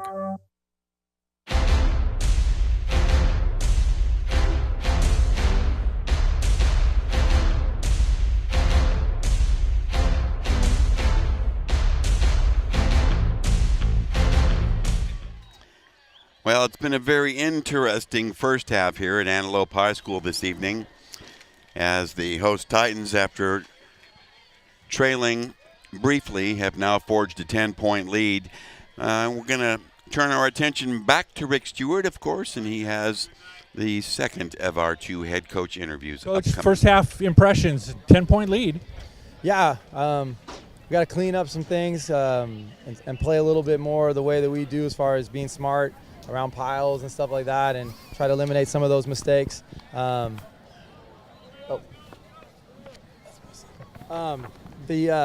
I'm happy with how we finished off the half there. That was a big touchdown to get going in. Whitney's a great team. We know they're going to respond here in the second half, so we got our work cut out here. What's the key? The key is controlling the ball. Okay, continue to control the line of scrimmage like we want to, holding on to the ball, keeping it away from their potent offense, and finishing them off. All right, gentlemen, good luck in the second half. All right, thanks. All right, guys, we'll send it back upstairs to you. Thank you, Mr. Stewart. I sure do appreciate it. And we've had some excellent number crunching here by our executive statistician, Gary Martin. Let's take a peek at first half stats. Well, as we look at there, you can see the rushing yards, quite a bit of difference, 139 to 32, and they showed that second half what their dynamic duo is all about, and they got a taste of Paul and Roberts, and they moved the football down the field. Total offense, 194 to 164. Most of that 164 was in that first quarter for Whitney. First downs tied up at 9-9. Penalties fairly even. Antelope has had the Titans more against them. Turnovers, each one had a fumble. Look at the time of possession. There's, beside the scoreboard difference of 10 points, 17:04 to 6:56. They control the second quarter, and they control the clock as well as the scoreboard, and shutting out with 14 unanswered points in the second quarter for the Titans. They certainly did. They responded at home. And, you know, they have been just dynamite here at Titan Stadium. I don't know of many teams around the area that have had a better home record and preserved it. So, well, let's take a look at exactly how effective they've been here at Titan Stadium. Well, look at that home record since 2-14. My goodness, 16 straight, 19 of 20, 21 and 2. A 21-game CVC winning streak halted a few weeks back at Del Campo. And we've witnessed a number of those contests over the last 3, 4, 5 years, Will. Very impressive home record. Absolutely, and they've had some heavy thumpers come in here, such as Sackeye and Grant and Rockland, and, you know, they have played a tough slate, just an exemplary job that Matt Ray's ball club has done here at home. Back to the stats for a second. Individually speaking, Whitney, you saw not much time of possession. Hamp rushing the football, 6 carries for 22. Jones, a couple of scrambles for 10. And upstairs in the receiving department, Jones was 10 of 14 and spread it around very nicely. 2 to Kraft, 2 to Hernandez, Sapinski for 2.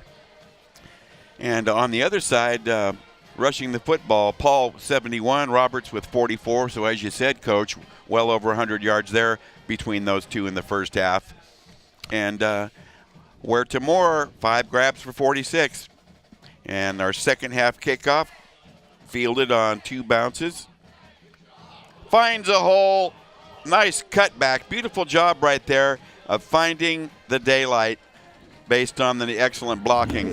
And that, again, was another appearance. We haven't seen much of him, but certainly earning his keep off that bench. Number 24, Stephen Britter, who last week returned a kickoff 82 yards for a touchdown. Well, very impressive. He just picked in his holes right there on that kickoff return, just looking for daylight, looking for running lanes, advanced the ball up to the 40, giving them a short field to drive, Will. So the Titans open shop, 1st and 10 from the Antelope 41. Left side running. Nice cuts right there. Nicely done. Beautiful job, in fact, following the blocking that was given to him. And Roberts is really starting to come on here since a slow first quarter. Well, if we see a replay there, you'll see an unbalanced line shifted, and Whitney never made any adjustment whatsoever on 1st and 10. None whatsoever, and they went to the heavy side. Gain of 8, 2nd and 2. Football just at the midfield stripe. Just underway here in the third quarter. The Imperator, Jim Domino, breaking it down for you beautifully. Turn and give. Paul blasts off the left side. Gang tackled, but not before easy first down yardage. Well, behind Panola and Gay, and of course Santa Perkins filling in for punt, injured punt here. Parker at the right guard, Jeffries. Right now, the front 5 and front 6, if you want to include Chavez, the tight end, are really taking command of the LOS, Will. They are indeed, and that's the key factor related to the time of possession. Motion down the line, turn and give. Paul. This play was blown dead just as they snapped it, I believe. And I see a penalty marker on the far side of the field, but Brian Jacobs, of course, will clean this up for us.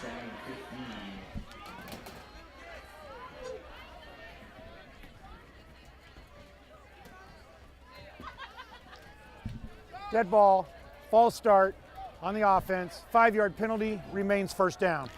Except for a couple blemishes like that. One time we saw Ware Tamor out here deep wide on the perimeter get that motion penalty called against him in the first half. And a mistake like that. It's been pretty smooth play tonight. Actually, it's been a fairly clean ball game on both sides thus far, with a long ways to go. But Antelope controlling this clock and ground game, and they're going to have to make some adjustments on Whitney because they're not tackling like the first quarter. 1st and 15 from the Whitney 48.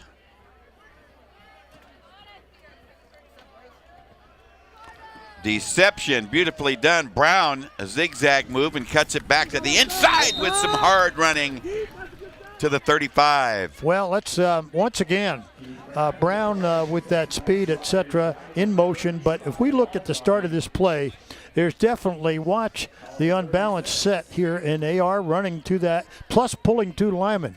It's like City Hall pull, okay? And quite frankly, Whitney is outmanned before the ball is snapped. It's going to bring up 2nd and 3. Brown now, a pair of carries for 36 yards, and he has a burst. Off the left side. Nice surge by the offensive line to shove that forward for Paul. Well, he had it come from outside in, and number 9, Michael Hirsch, came from the outside in, it looked like. And let's take another look at that. Moses Paul shakes off that tackler and carries forward. Football spotted at the Whitney 34. Right now, Antelope's running pretty much what they want to run. Big room, easy first down as they go inside the 30. Nice effort there by Roberts. The offensive line is really coming through for Antelope right now. Well, they're taking command, as we said. That started midway in that second quarter, Will, and it's continuing right now. Really, there's just great get-off by Gay, Panola, Perkins, Parker, Jeffries, right across the board. And quite frankly, I see no adjustment. They look like they're wearing down that defense of Whitney. Got to believe that's true. Turn and give. This one's a straight-ahead smash and another tremendous line surge that they're going to get nearly 5 out of this. And I'm just so very impressed. This time Hamilton Grigsby with the carry. Gain of 5. Well, once again, let's look at the replay there. Surge by the front line. People are getting on his back. He's carrying him. And quite now, really, it doesn't matter who's carrying the football. What matters is up front. And they're moving the defense off the football. Double wide receivers to the right, but they run left. And Roberts is cut down this time. Nice effort by 5 of the Wildcats, including the inimitable Nick Eaton. Well, Sam Salva had penetration, number 43, into the backfield.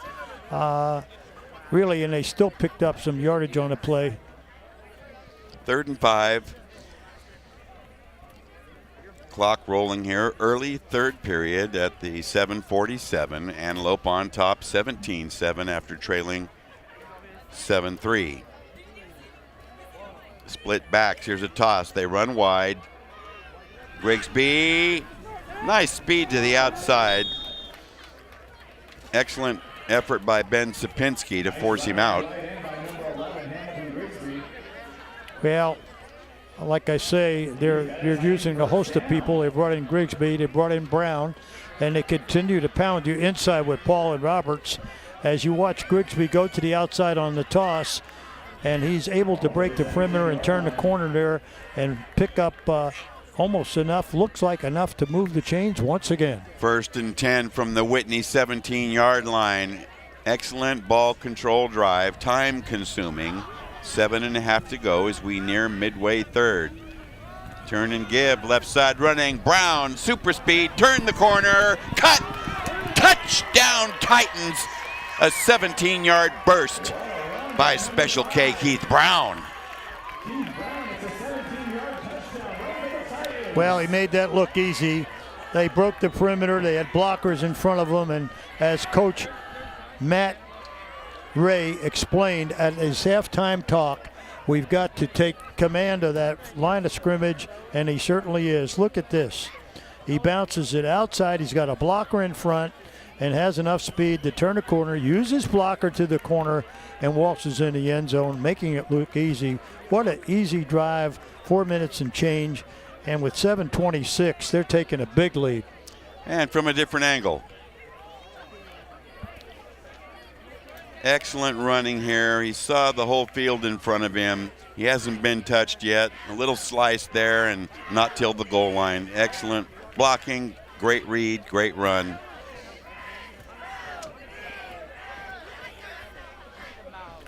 So really, Whitney backed up into a corner here, trailing 24-7, nearing midway third. The momentum is all with Antelope right now, and they've done a beautiful job turning that around. And through all this, through the play of Roberts and Paul, and our junior quarterback has played splendidly, Nathan Lucero. Very much. The scoring drive, 59 yards, 10 plays, covering 434. Another booming Gomez kickoff for a touchback. And that sails out of bounds. So 1st and 10 upcoming from the Whitney 20.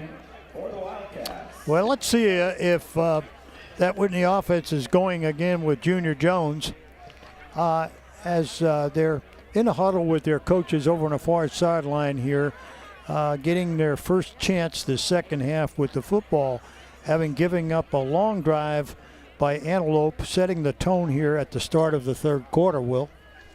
Well, Jones is in the ball game. If we look across the field at the yard marker to the right, former starting quarterback, Preston Eklund, standing by. And on first down, a flag flies after a run play.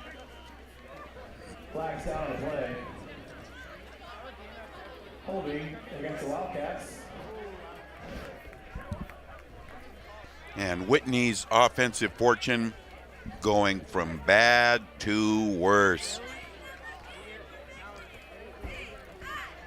That's not what I call good execution on a first down play.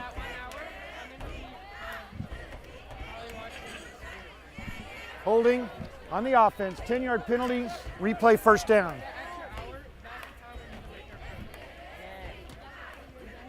So 1st and 15.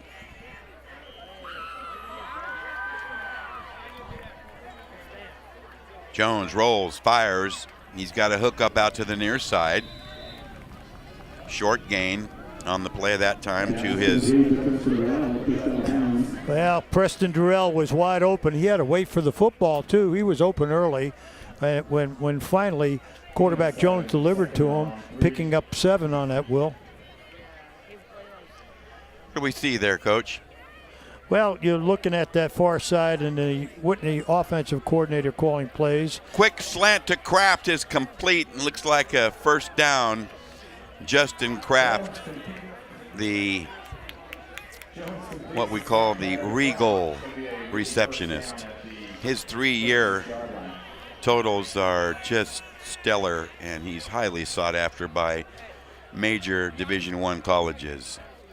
On first down, short yardage, sealed up beautifully.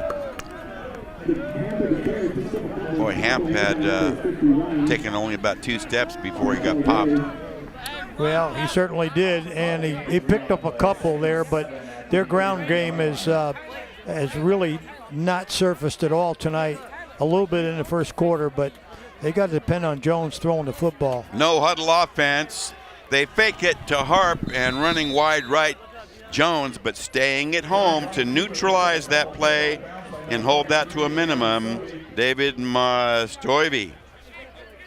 Well, as we look at this again, it's a good fake by Jones. Fakes that belly inside to Hamp and keeps it himself and picks up about 5-6. 3rd and 3 here, Will. A key third down from from the 48. Pass broken up and knocked down. Excellent defense. Carlos Franco has been in on a couple of plays. 2 times I can recall him being the man. Well, if you look at that again, he brings the ball down. He's late getting the ball out. Hamp is open for the first down. 12 for 17 for 153. Another quick look at that, and there's the deflection. He telegraphed it. Exactly, and he brought the ball back down. They're going for it. On 4th down, they see no other option than to try to go for it here. He's going to run it to the near side. I don't think so. He looked like he stepped out early. He did. They're short. They are short.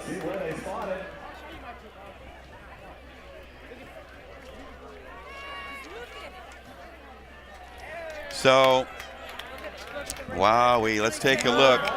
Well, to me, there was nowhere to go, and if anything, he had to take on the tacklers instead of running out of bounds. This play is coming right at you. He's got a blocker here, but he goes out of bounds to avoid a tackler, and of course steps out a yard short. Not a good series for the visitors. They are reeling right now, and they're on the verge of getting clobbered here.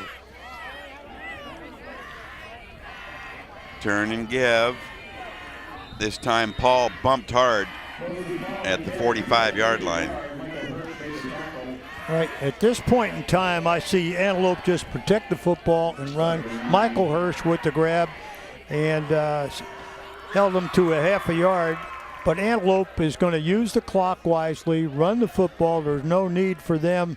They're controlling this football game, and mostly via the line of scrimmage, and they're getting great blocking up front. Fanola, Gay, Perkins, Parker, Jeffries are dominating the line of scrimmage right now. Okay, limited to just a gain of about a foot. We're going to call that a second and long 9, but officials are going to stop play here. Well, Matt Ray wants a timeout and talk to his guys here. 2nd and 9.5. Yes, it is 2nd and 9.5, and let's congratulate Antelope certainly on their stellar performance thus far, knowing that they needed this victory very badly.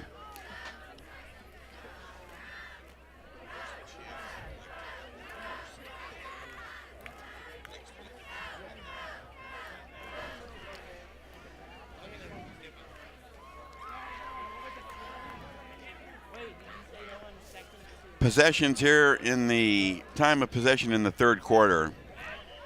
The Whitney Wildcats have held the football for an astonishing 59 seconds, while Antelope for better than 4.5 minutes, and that has been the signature of the last 2 quarters.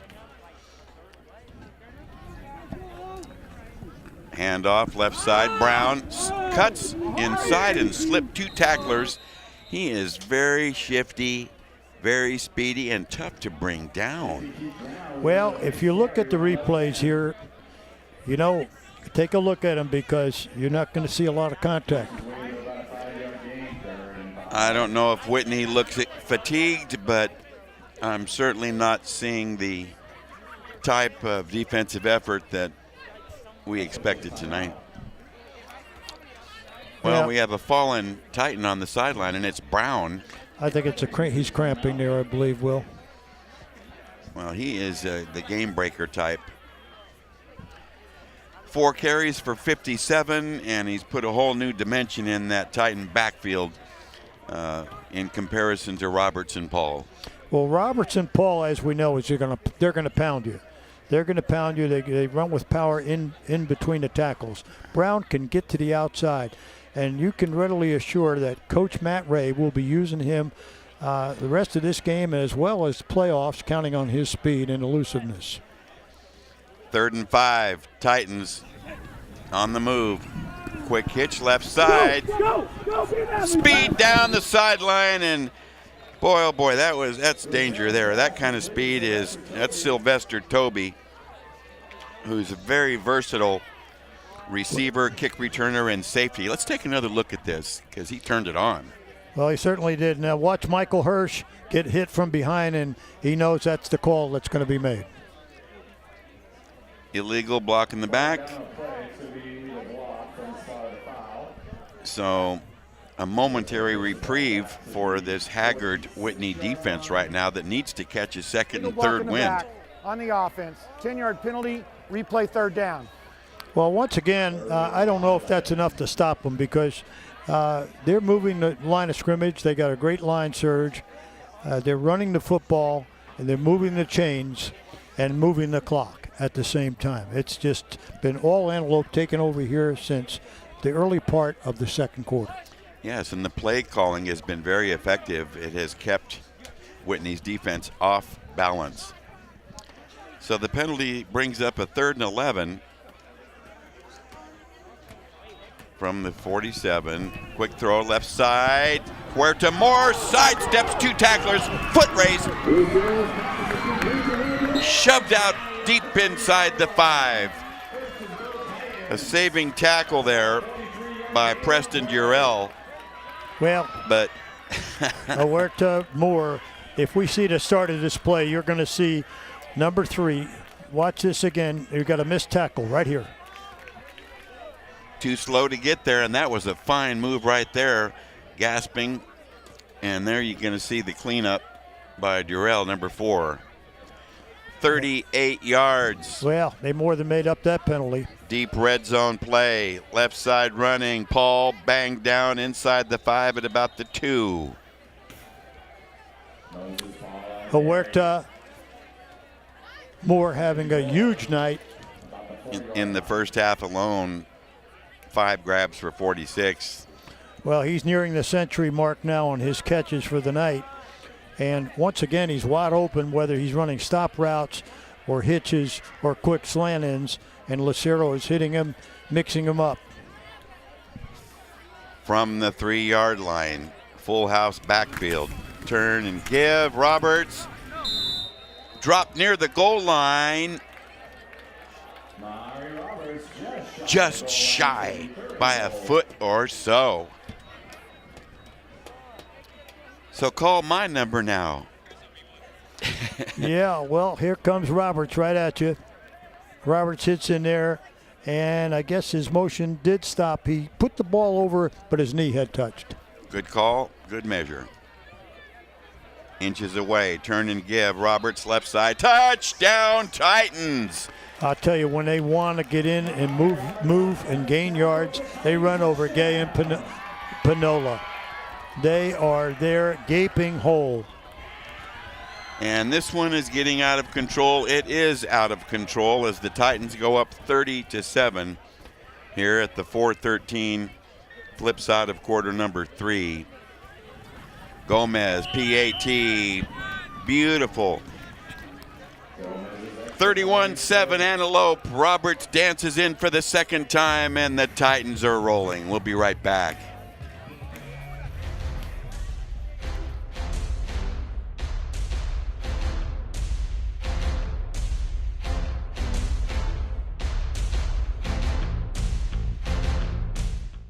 My journey skating for the gold taught me a lot, but my journey with breast cancer has been one of my greatest teachers. Every woman's breast cancer is unique. Be Wiser educates and empowers women to take control of their breast cancer treatment plan and help navigate their own path beyond 5 years. Talk to your doctor about information and tests to personalize a treatment plan that fits your needs. I did. Be informed, be wiser, support survivors like us.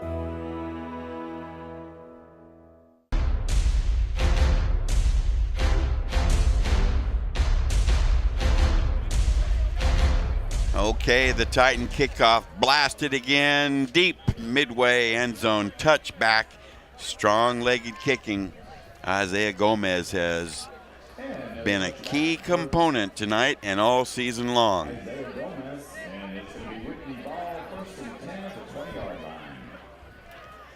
Well, junior Robert Jones has really struggled since midway first, and you know, I can recall a fellow named Preston Eklund, who was the featured quarterback at Whitney for the last few years. He's been in and out of the lineup, but We haven't seen him yet tonight. No, we haven't. First down. They fake it to Clark. Jones keeps it and gets hit behind the line of scrimmage. Well, he might have got ahead for a little bit, but that did not fool anybody. The scoring drive, 7 plays, 50 yards in just over 2 minutes, capped by the Roberts 1-yard run. Gomez has been perfect, and 31-7.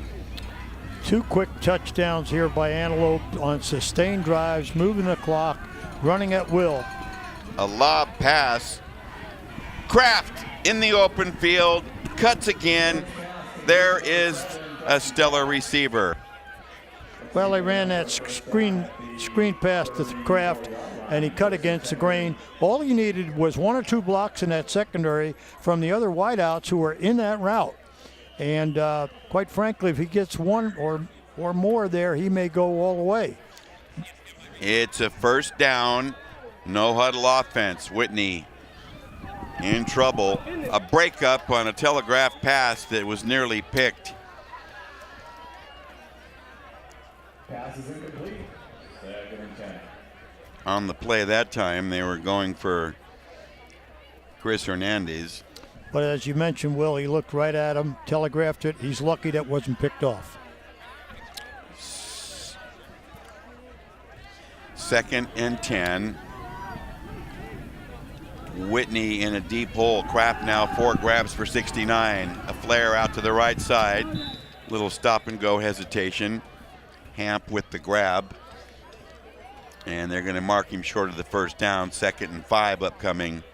And there you see Justin Kraft, number 7, who's been a 3-year All-Metro guy and is hotly pursued by many Division I colleges. And he has really brought something new to this area in terms of quality wide receiving. And we'll post a little information for you momentarily, but this is a key 3rd and 6. Jones fires on the run, got an open receiver, first down yardage. Mark Clark. Jones pass complete on the left sideline. Kraft tonight with the 5 grabs has been regal in every regard. Look at those 3-year totals over 30 games, Jim. Outstanding. Really, look at that. 166 receptions, 2,700 yards, 16.6 average. Jones going deep, left sideline. Incomplete. Intended for Kraft, and he may have even been out of bounds at that point in time. Well, yeah, it Tight was. coverage on the play. Issued in that secondary by Stephen Britter. Well, Jones going deep, and Kraft gave it a great effort. Like you said, he was running out of field, and now Jones 14 to 21. You saw Gabe Thomas, number 9. Boy, he's one of the very best around the area. Jones flushed, gets away, loses the football. And I'm not sure if they're calling that a fumble and a recovery by Whitney. I think they're going to call intentional grounding. It might be. I want to say intentional grounding. I wonder how Preston Eklund feels about that play. Well, I'll tell you something. Intentional grounding on the offense. Right, you are, Imperator, as usual. Looks like intentional grounding. Well, he's running for his life, and that's one of the worst things you can do besides take a sack. Here he is trying to ward off a defender. There's nowhere to go and no one near a receiver to throw to. They are digging themselves a big-time hole there. Quarterback Jones really feeling the pressure here tonight. And I know that Senior Eklund is probably wondering if he's going to get an opportunity to get in his last game. We'll see. They run the football, and it's going to be a short yardage outcome on 3rd and a mile.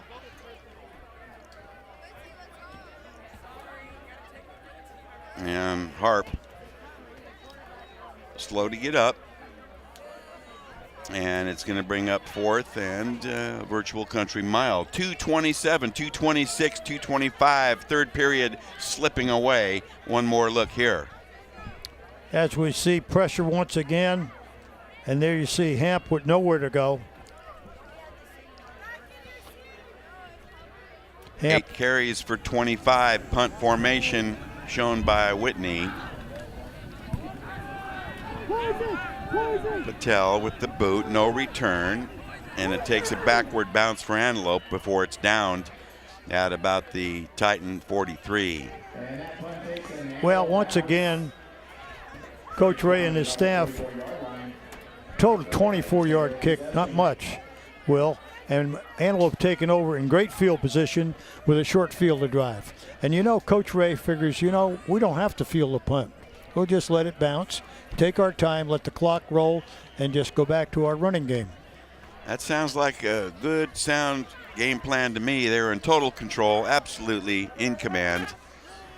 And they have shown up with their A game tonight, knowing that they needed to secure a home win. Well, they're showing that they are ready for the playoffs, and they have been the last couple of years. Boy, that offensive line has really come through for the Titans.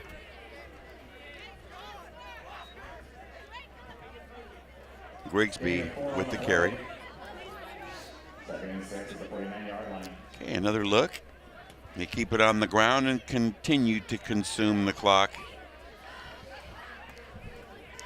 Gain of 5, 2nd and 5, a minute to go in the third, minute and a half, I should say. And time of possession has been absolutely dominated by the Titans.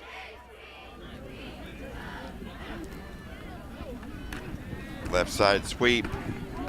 Grigsby cuts it in across midfield, dropped at the Whitney 46. Close to the first down marker. He's got the first down. Move the chains. Well, that's the way it's been here since the second quarter here. Let's have a look again. There's a pitch right out. No problem. Grigsby with plenty of run the room. They're getting an opportunity here to run Grigsby and Brown a little bit, along with their dynamic duo inside, Mr. Paul and Roberts, who can handle the inside running game well. Turn and give, just eating it up. Now there is a concerted effort on defense. That was strong, and Roberts felt the full brunt of that. Roberts on the carry. Several Wildcats there to bring him down, led by number 43, Samuel Salva. There you see Lucero handing off to one of those torrid tandem guys. Once again, Roberts stopped. Hasn't happened too often tonight. And here we are with the clock ticking away as we come to an end of the third quarter. I don't think they'll get another playoff, and that means that we have played 3. And I wouldn't be surprised if Rick Stewart has something for us, and we've played 3. So we'll turn our attention to Mr. Rick Stewart for more on tonight's game. All righty, I'm here with Kristen Patton, who's the activities director. Tremendous night tonight, but you told me you didn't have much to do with it. Well, senior night, my athletic director helped coordinate with all the other programs. My big thing is always the cheer section at our events, and my husband's always up top in the press box doing all the music. So in some way I have a lot to do with it, in other ways it was more of a relaxing night for me as well today. Well, that's outstanding, and make sure you give your husband a pat on the back from most of us here tonight and the crew, because it's tremendous music, it always is. Thank you, we enjoy it. What's the key for you in your position here as activities director? So my job is school culture. What does it feel like to go to Antelope High School? And every day I want my kids to feel safe, to feel positive, and to have fun. And so those are the things we really focus on. And so my job is to make sure that kids on a Friday night are at a safe place doing the appropriate thing, having a positive, fun time. Well, and that's outstanding. And you're here with your family, too. So, I mean, it is a family culture here. For sure. Our staff come, we sit in the end zone, we bring our kids, we hang out. It's a family affair and community event at Antelope High School on a Friday night. Outstanding, Crystal. Well, thanks for spending a minute with me tonight. I appreciate it. It's always fun to be here at Antelope. Thank you. Go Titans. Have a nice night. All righty, guys. We'll send it back upstairs to you. All right. Thanks, Rick. The Titans run right, try to get wide, and that play is contained beautifully. One of the few times tonight since the early going, Roberts tracked down and dropped.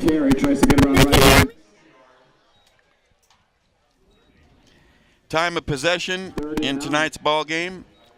The Whitney Wildcats have had the pill for 12 minutes, 11 seconds. And in stark contrast, Antelope, 25 minutes, 49 seconds. Well, very much dominating the scoreboard as well as the clock. 3rd down and 9 from the Whitney 44. Motion shown by Roberts. Turn and fire. Lucero to Huerta Moore. He struggles ahead, not much there. That was covered up very nicely. Free safety. Sanchez in there quickly. Huerta Moore having a big night here, Will. He certainly has been wide open, and Lucero has gone to him whenever he needed to move the chains. Not quite enough on that one. As you see him lined up, I don't think you'll see the fake punt here. There's no need to fake punt, but you never know with Coach Matt Ray. Always has a trick or two up his sleeve as they're waiting to punt the ball back to Whitney. And you hit it right in the bullseye. There's the punt. Kraft is going to try it. Look at that spin move. Surrounded and dropped outside the 20. Well, he's doing it all on his own, Will. There was no blocking there for him.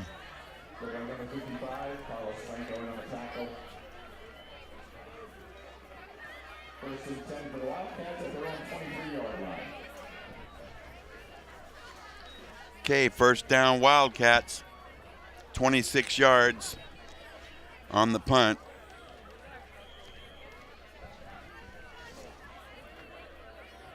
Stellar defense tonight by the Titans. Leading the charge, among others, Jacob Pinola, Carter Sullivan, Gabe Thomas.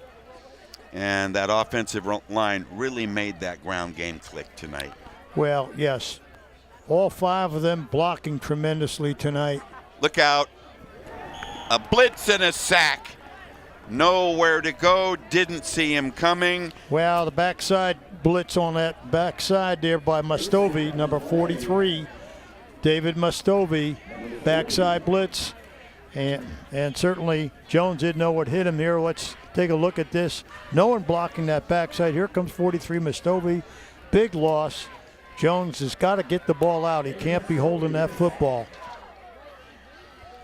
Now 2nd down. Deep in their territory. Jones wants to pass. Gets flushed. Throws over the middle. Complete, but short yardage. Well defended. Well, once again now, looked like Jaden Williams getting his chance to play some football here. Number 80.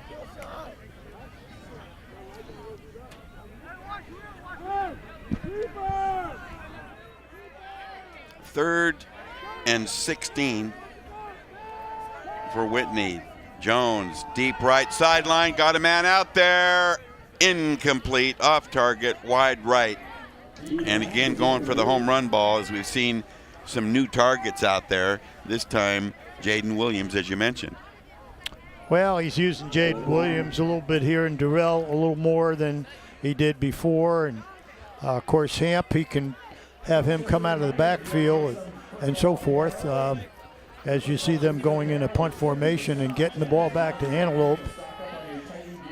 And once again, they don't have the ball a very long time, Will. No, they do not. Patel outside his 5, steps up. Good altitude on that. And it takes a pretty nice Whitney roll to the 37-yard line of Antelope, where the Titans take over with 9 minutes to go. Well, Coach Ray, once again, no hurry to really get his plays off. He's going to milk that clock, and with a commanding 31-7 lead, and then his front line dominating this contest right across the board. Pinola, Gay, Parker, Jeffries, Perkins, Chavez, and let me tell you, particularly emphasis, they've been running left an awful lot over Pinola and Gay. Pinola probably had one of his best games this season. No doubt, just a terrific performer. Roberts, a blast off the left side. They're just digging that offensive line. And he ripped off about 7 on the play. Well, they can run at will over the left side. When you get that left side of the line getting off the way they are, they have worn down that Whitney defense. and it started to happen in the second quarter. Gain of 6, 2nd and 4 from the 44. Tight formation. Turn and give. Roberts, big hole, he's loose. As he barrels into Whitney territory. First down, Titans. Well, the coaching counterparts this evening. Matt Ray to the left for Antelope. Whitney's Jesse Armas to the right. 23 carries, 77 yards for Roberts this evening. That's a bit of work, I'd say, 23. Well, I would say so, and they've got to have well over 200 yards on the ground.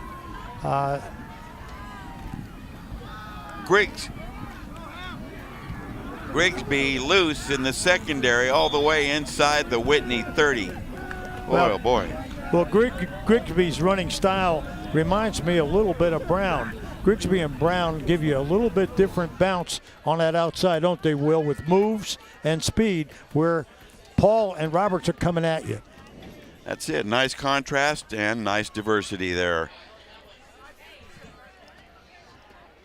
Lots of substitutions going on now for Matt Ray and the Titans here with 7.5 to go in the game, but regardless of who's in there, they're moving the ball. Well, up front's doing the job, so no matter who comes in there, when you're doing the work up front in the line of scrimmage there, they're controlling it. Roberts with the pill, good line surge, and he's inside the 25. Clock ticking as we near the 7-minute mark. It's been a joyful senior night here at Antelope High, as we'll take a second look at that one. Well, once again, they're running left over that left side, dominated by Panola and Gay.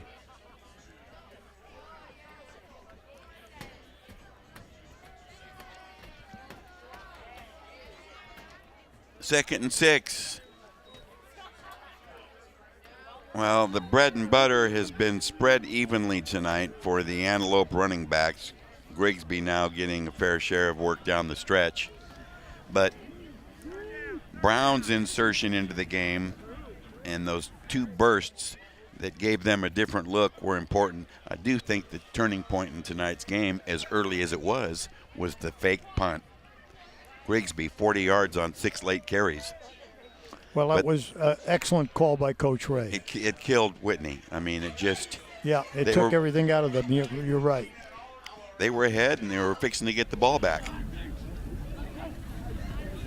Okay. Brown, Some hard hitting going on there. There was no room that time.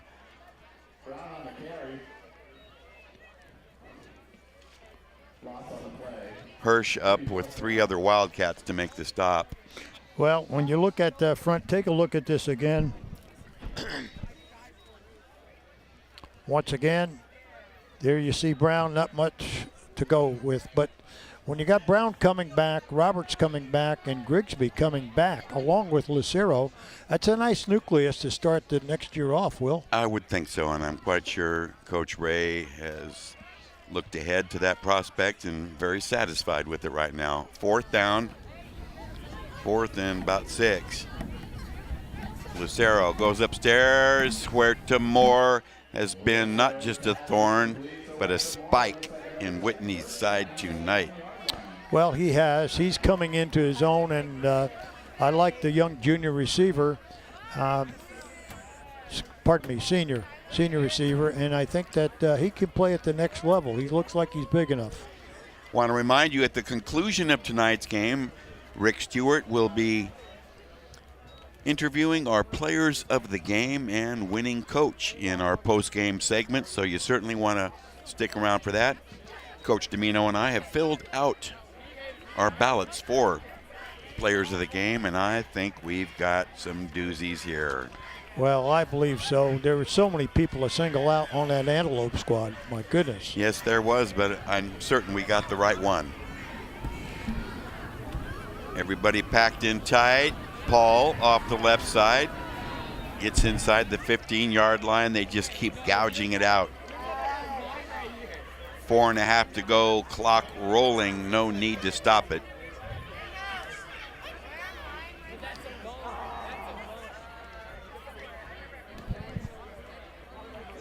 And a mournful Whitney Wildcats team across the far side of the field, looking on,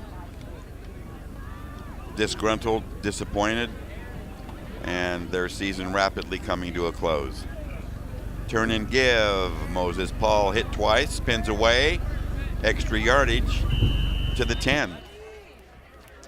Clock continues to push on. Father Time, 3:48, 3:47, 3:46. Once again, the scoreboard and the time of possession dominated by Antelope. Dominated, absolutely dominated. And Coach Ray got a real good look at some of his on the fringe second stringers, if you want to call them that. They got some good minutes tonight. Well, they did. Grigsby particularly and Brown, certainly. And Lucero looks like he's improving. Young junior with a year under his belt now, and will come back a seasoned veteran. And you know, this club could be reckoned with here in the playoffs. I don't know if too many people in the area that want to play this football team going into playoffs with a 9-1 record. Not many, not many. Roberts had the last carry off the left side. Preston Durrell with the stop. And a momentary stoppage here on 3rd and a foot. 2:57 left, and evidently they're going to measure here. This is one of your favorite times in the game, isn't it, Coach? The measurement? Well, we've seen an assortment of measurements, so this one here is not that vital because they've got another down if they don't have it now. 2 plays stand out in my mind. Obviously the fake punt, and then the Whitney called timeout when Antelope was near in the red zone, and they had no timeouts left just before the half. They were just trying to get a playoff to beat the clock. That was crucial, and they scored on the very next play. They did indeed. And those were 2 that hurt big time. Big time. Well, Coach Ray's been there many times, and he and his staff are experienced in big games. It's going to bring up a 4th down.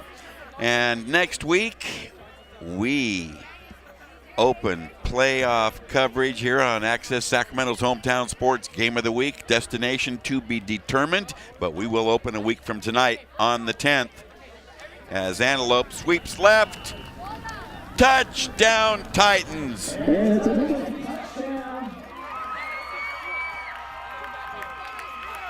Well, Roberts made it look easy. He went inside, outside, bounced it outside, made that run look easy. About a nice, roughly 15-yard run. Let's take another look. Mahari's been working hard tonight, the junior running back. About 11-yard run. He made it look easy. Just a couple of people got hands on him, but didn't put him down. Isaiah Gomez with the booming foot adds the PAT. 38-7 at the 2:45, and we'll take one more look. Okay, let's have a look at this. You're looking from the end zone in as a linebacker would see it, and there you see Roberts bouncing it outside. Mahari Roberts making it look easy. And once again, Antelope dominating the clock, dominating the second half. Well, sometimes it's there and sometimes it's not there, Jim. And tonight it's not there for Whitney. And certainly what they prepared for during the week isn't the way it really shaked out tonight.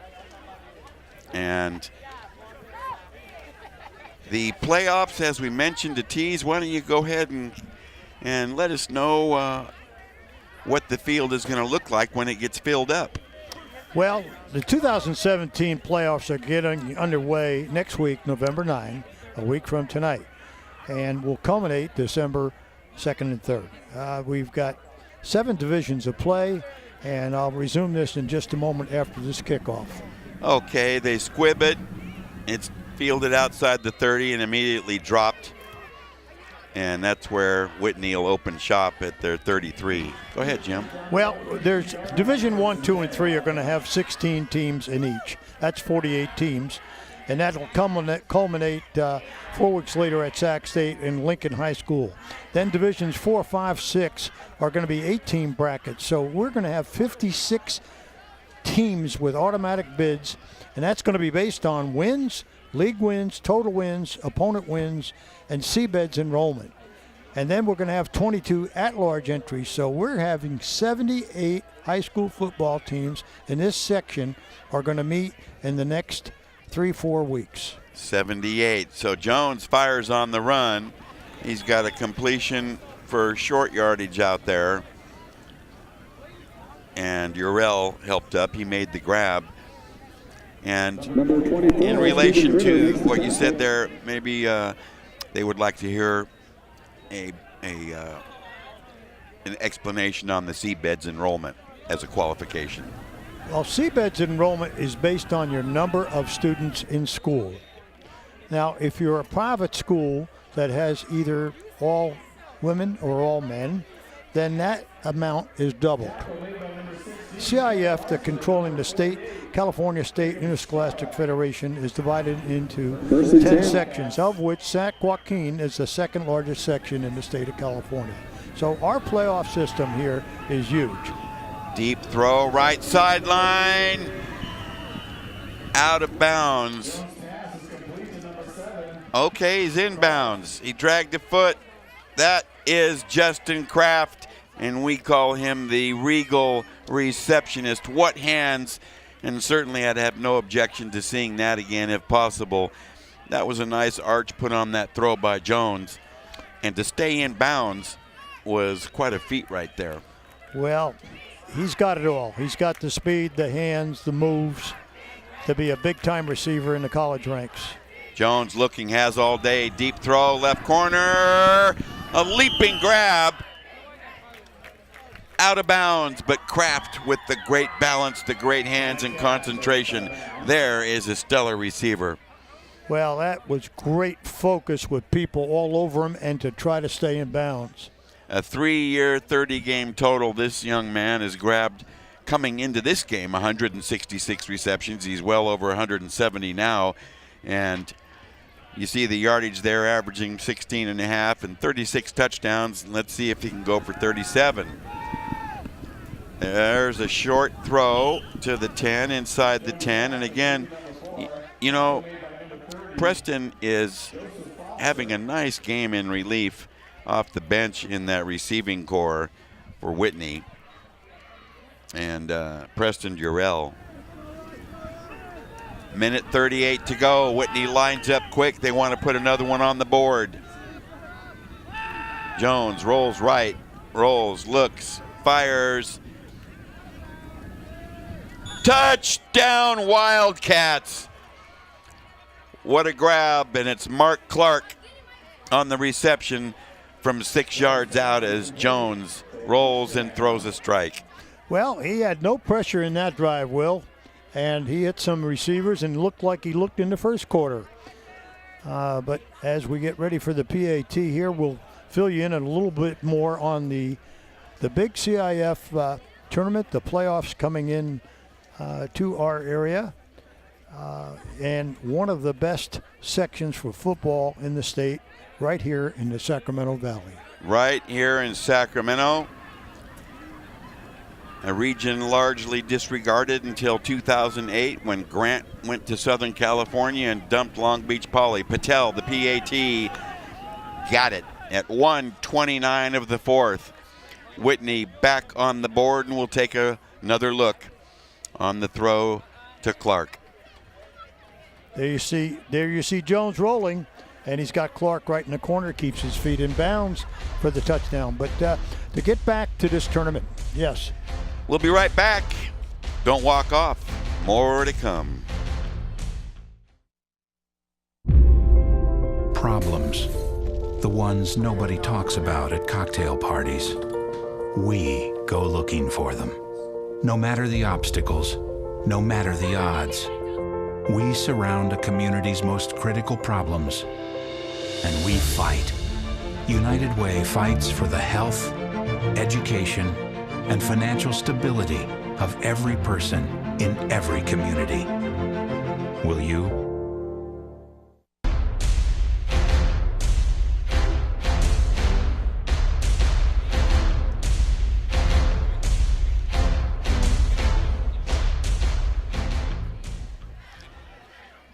Whitney High back on the board after a long drought, set to kick off, and I imagine they'll try it. Yes, they do. The onside attempt comes up nice.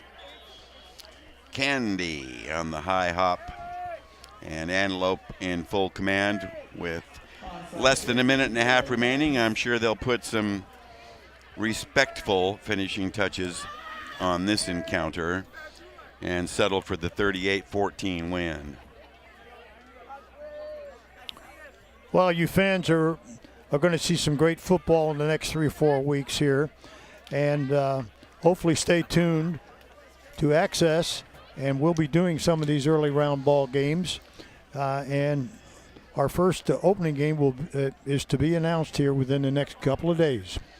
We're looking forward to that. That's right. When all the results from tonight's action are in, that astute group of committee members will be sifting through the information and placing people where they believe they should be, and we'll be on top of that and look forward to playoff action coming up in a week. Well, with these 16-team brackets in Division 1, 2, 3, they're loaded up. In the days of old, they said, gee, Division 1 could beat 2 or 3, but nowadays, believe me, there's a parity between Division 1 and 2 particularly, as well as Division 3.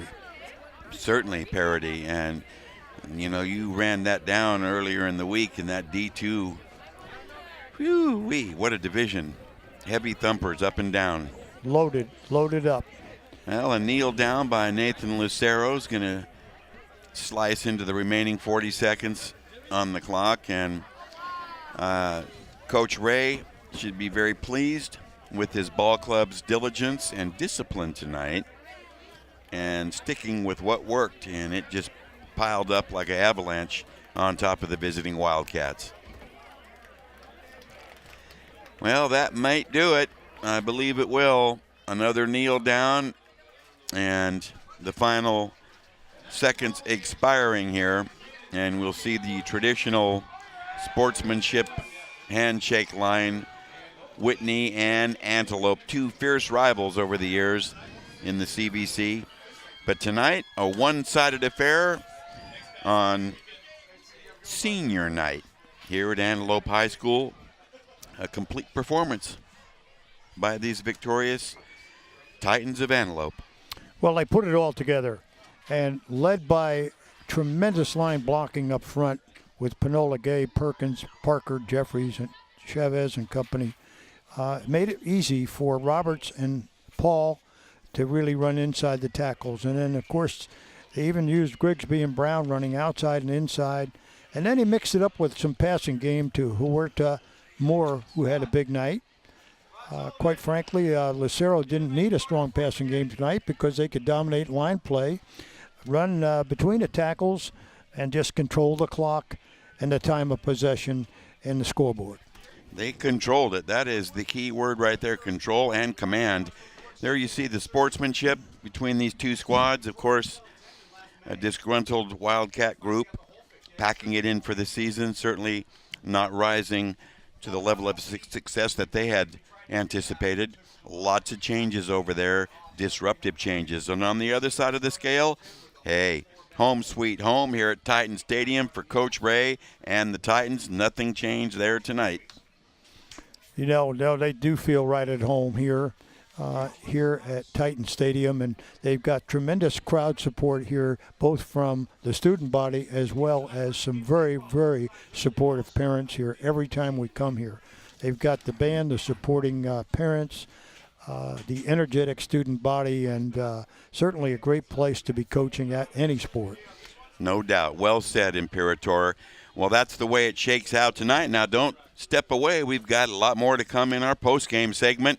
Rick Stewart will be interviewing our players of the game and the winning coach tonight, so you certainly want to stick around for that. We'll be right back for more of Access Sacramento's Hometown Sports Game of the Week.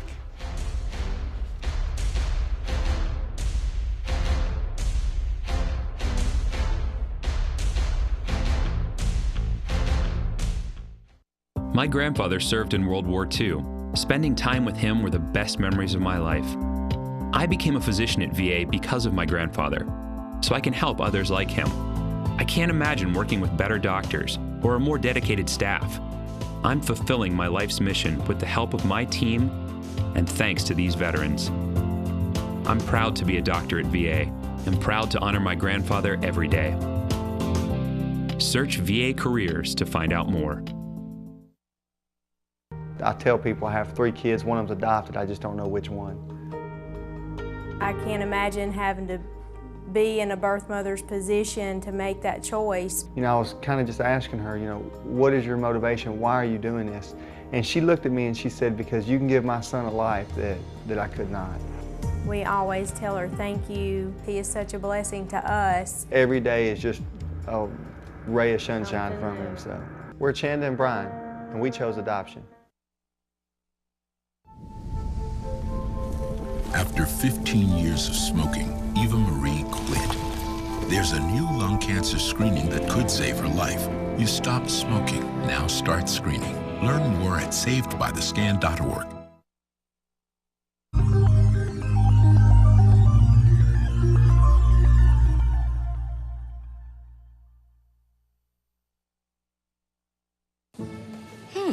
Maybe you can make retirement happen.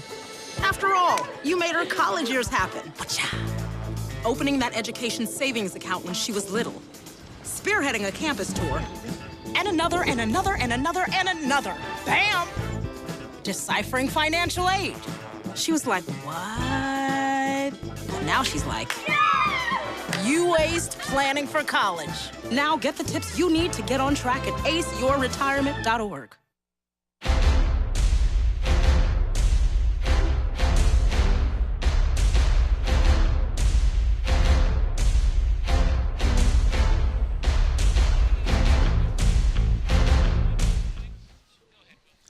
Well, the verdict is in, and the decision is final this evening in Antelope, where tonight, in Week 10 of the high school football season, the Antelope Titans again defend home field beautifully in their matchup with rival Whitney and come away with a resounding, convincing, very decisive 38-14 victory over the visiting Whitney Wildcats. In every way, Antelope distinguished itself, offense, defense, special teams, and their kicking game was superlative. Gomez opened with a 45-yard field goal. He had all his PATs, and all of his kickoffs were touchbacks without a return. So an all-around performance on the level of excellence for Antelope tonight, and it was certainly nothing new for us, Coach Domino, to see this level of play here at this stadium from this perennial CVC powerhouse. No, not unusual at all. And we've had the opportunity here to see a number of their regular season games, covered them where they've been on winning streaks. And then, of course, last year and the last 2 years, they've played some formidable opponents on this in this stadium, i.e. Rockland, Grant coming in here, Sacramento High coming in here. We're talking about top-of-the-line programs, and Antelope has defeated or held their own with any of those people. So Coach Ray's program can speak for itself. And certainly here they're showing that, hey, you know, despite one loss, they're getting ready for playoff competition, and they're not going to be any pushover for anybody. It's going to be interesting to see where the committee will seed this ball club, who's finishing 9-1 and looking very good. It certainly will, and based on their past success, I would say the committee would have to evaluate them very, very favorably. As is usually the case, We had another exemplary performance turned in tonight by our executive statistician, Mr. Gary Martin. And let's take a look now at the final stats that will bear out all of what we've said tonight. Well, there you have it. Look at that, 34 rushing yards. Talk about great defense, Antelope defense.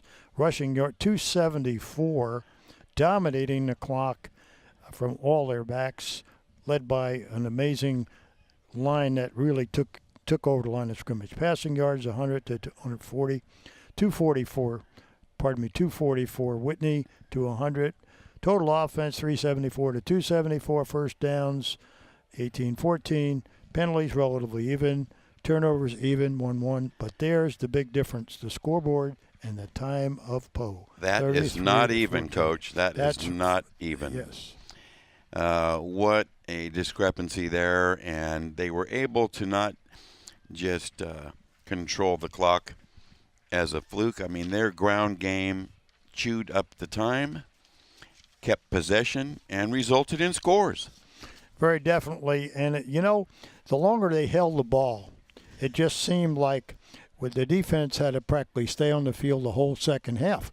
Their defense wore down. They couldn't handle that offensive front, and then the hard running of Roberts and Paul, and then you had a little speed with Grigsby and Brown, and you got the complete package, and it wasn't necessary for Lucero really to light them up in the air in the second half.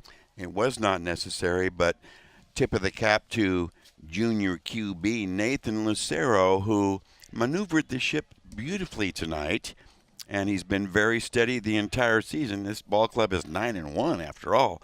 But for a junior QB, I know he's gained valuable experience, big game experience coming up, and Matt Ray has himself a very, very capable underclassman there at the helm. Very definitely. As they go into playoffs, there's quite a bit of difference between the Nathan Lucero that we saw early in the year versus now. He's got the confidence level going now. He believes in himself. He knows he can do it, and he's got really a great supporting cast with him.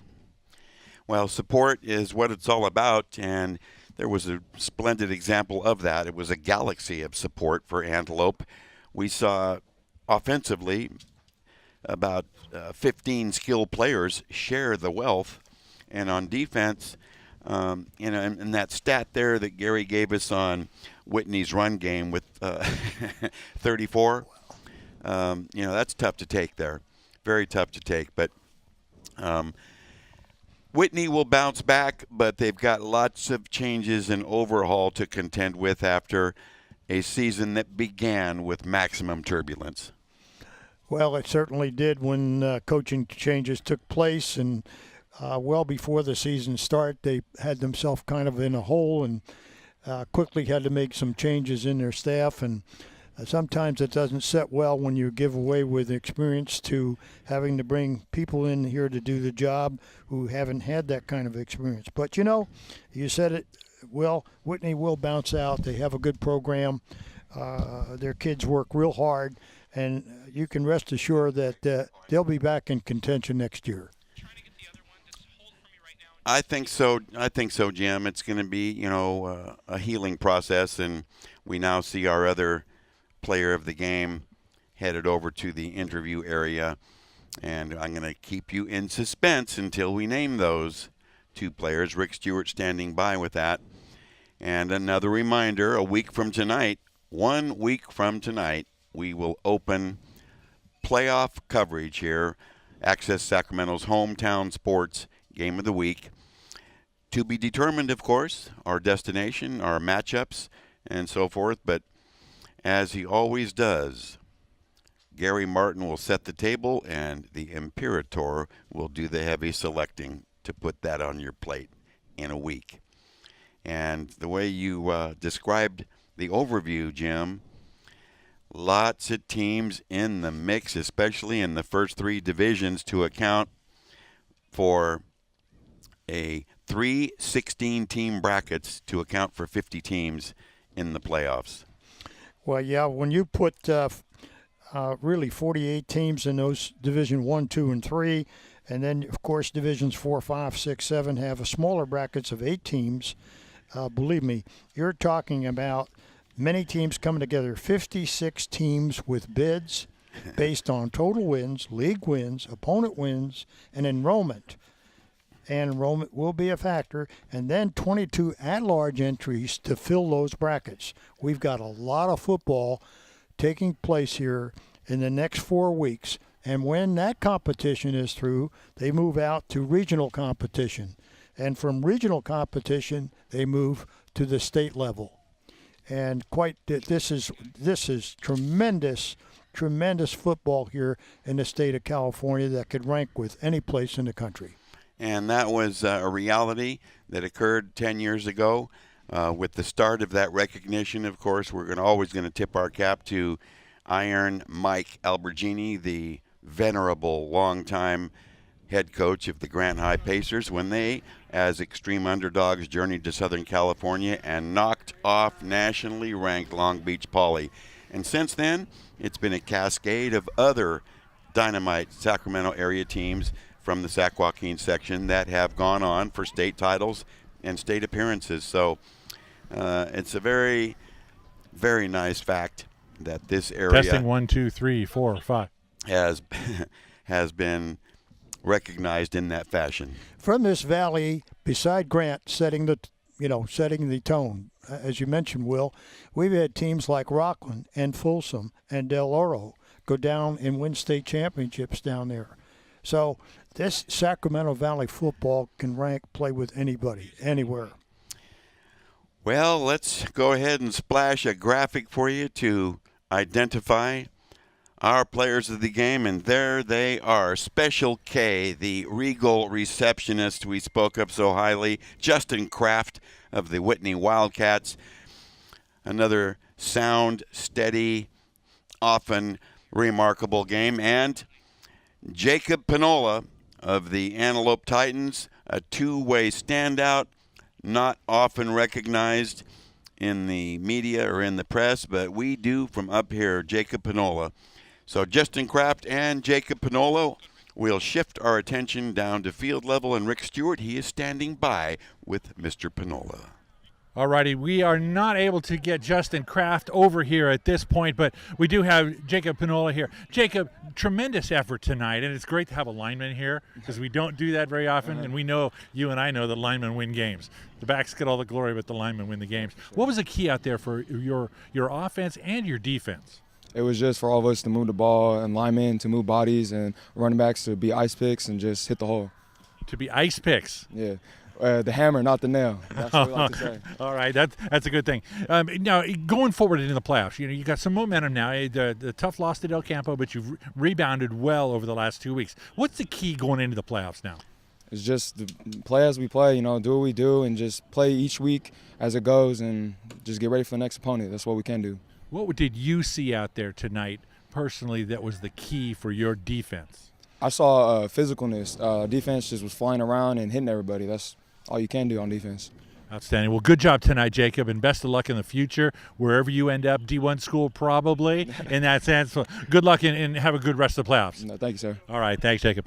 All right, we've got Coach Ray on his way over here now. So Coach Ray, first, let's back up over here a little bit. Coach, tremendous effort tonight, offensively and defensively. They scored a touchdown late, but you really had control of the whole game. Mm-hmm. Our kids played extremely well.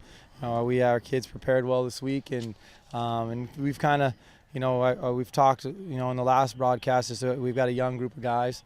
Other than a handful of seniors that had a lot of significant role in what we had going on last year. A lot of them have been getting their experience and their feet underneath them through our season, and a lot of juniors and even a sophomore has been a huge contributor for us as we move through the year. And and it takes games, and it takes the grind of the season to kind of figure things out. And honestly, it kind of looked like we kind of figured things out a little bit about how to play as a collective group, offensively and defensively. We do a lot of work as a staff, and I'm very fortunate to be surrounded with what I feel is the best staff in the area. Put a game plan that's cohesive and collective, where we're working together. And I was extremely proud. We beat a really good team. We beat a really good team tonight, and there's a lot of really good players over there, and we have a lot of respect for Whitney, and we've played them 9 out of our 10 years that we've been open. So we've had a lot of battles that have gone back and forth, and so we know the quality they have, and for our kids to come out and play like they did, and to really. In a little different situation than we've been in the last couple of years, where we're trying to finish off a league title, to kind of play and understand we're trying to peak and move in another direction. And I was just really proud of our effort and really proud of our preparation for the youth of our group. Now, 2 weeks ago it was a tough loss to Del Campo, but you've rebounded really well. What was the key in rebounding well?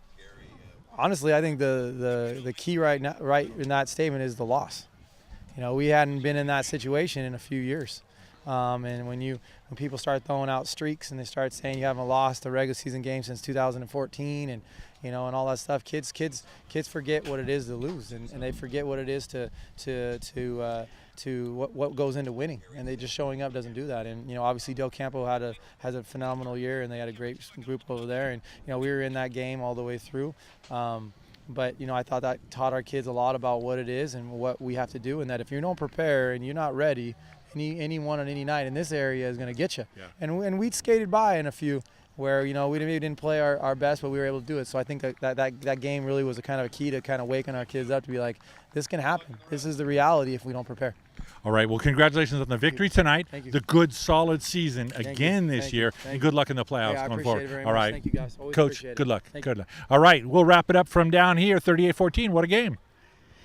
Yeah, what a game. I guess that's a good way to say it. And we completed this encounter in virtual dry conditions as we see rain beginning to fall here at Antelope High School. But certainly this was a key game to both ball clubs, specifically to Antelope, Coach Domino, and they took care of business as they do at this stadium. And for Whitney, in a state of disarray and uncertainty, we'll have to just mark that with time and see how they respond to these conditions and where they want to go next year. Well, yes, once again on their home turf here, Coach Ray and his staff did a great job preparing them. We thought Whitney would come in here a little hungrier than they did, but nonetheless, they'll be back next year as you see the Whitney parents and so forth gathering around their team after a disappointing season because they were one of the early season favorites. Access Sacramento and the Hometown Sports Game of the Week broadcast crew wish to extend their deep appreciation to the Antelope High School administration, particularly Athletic Director Corey Klontz, for their cooperation and assistance with the broadcast arrangements for this television production. The Hometown Sports Game of the Week is a special sports presentation of Access Sacramento in association with Play-by-Play Sports Productions. For Jim Domino, Rick Stewart, our executive statistician Gary Martin, and game director Ronicia Harris, I'm Will James. We thank you for joining us tonight, and as always, look forward to the next occasion when we can get together. So long, everyone.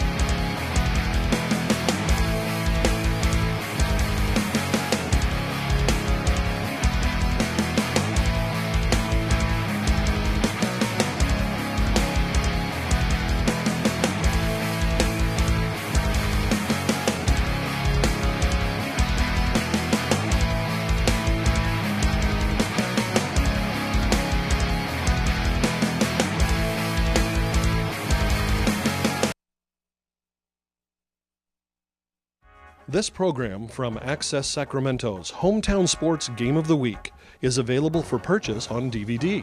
For more information, call Access Sacramento, 916-456-8600, extension 0. This has been a Hometown Sports Game of the Week broadcast from Access Sacramento. This program is funded in part by a grant from the Sacramento Metropolitan Cable Television Commission. Access Sacramento also thanks Sharif Jewelers, fine jewelers since 1932. Sharif Jewelers, a longtime sponsor of community television.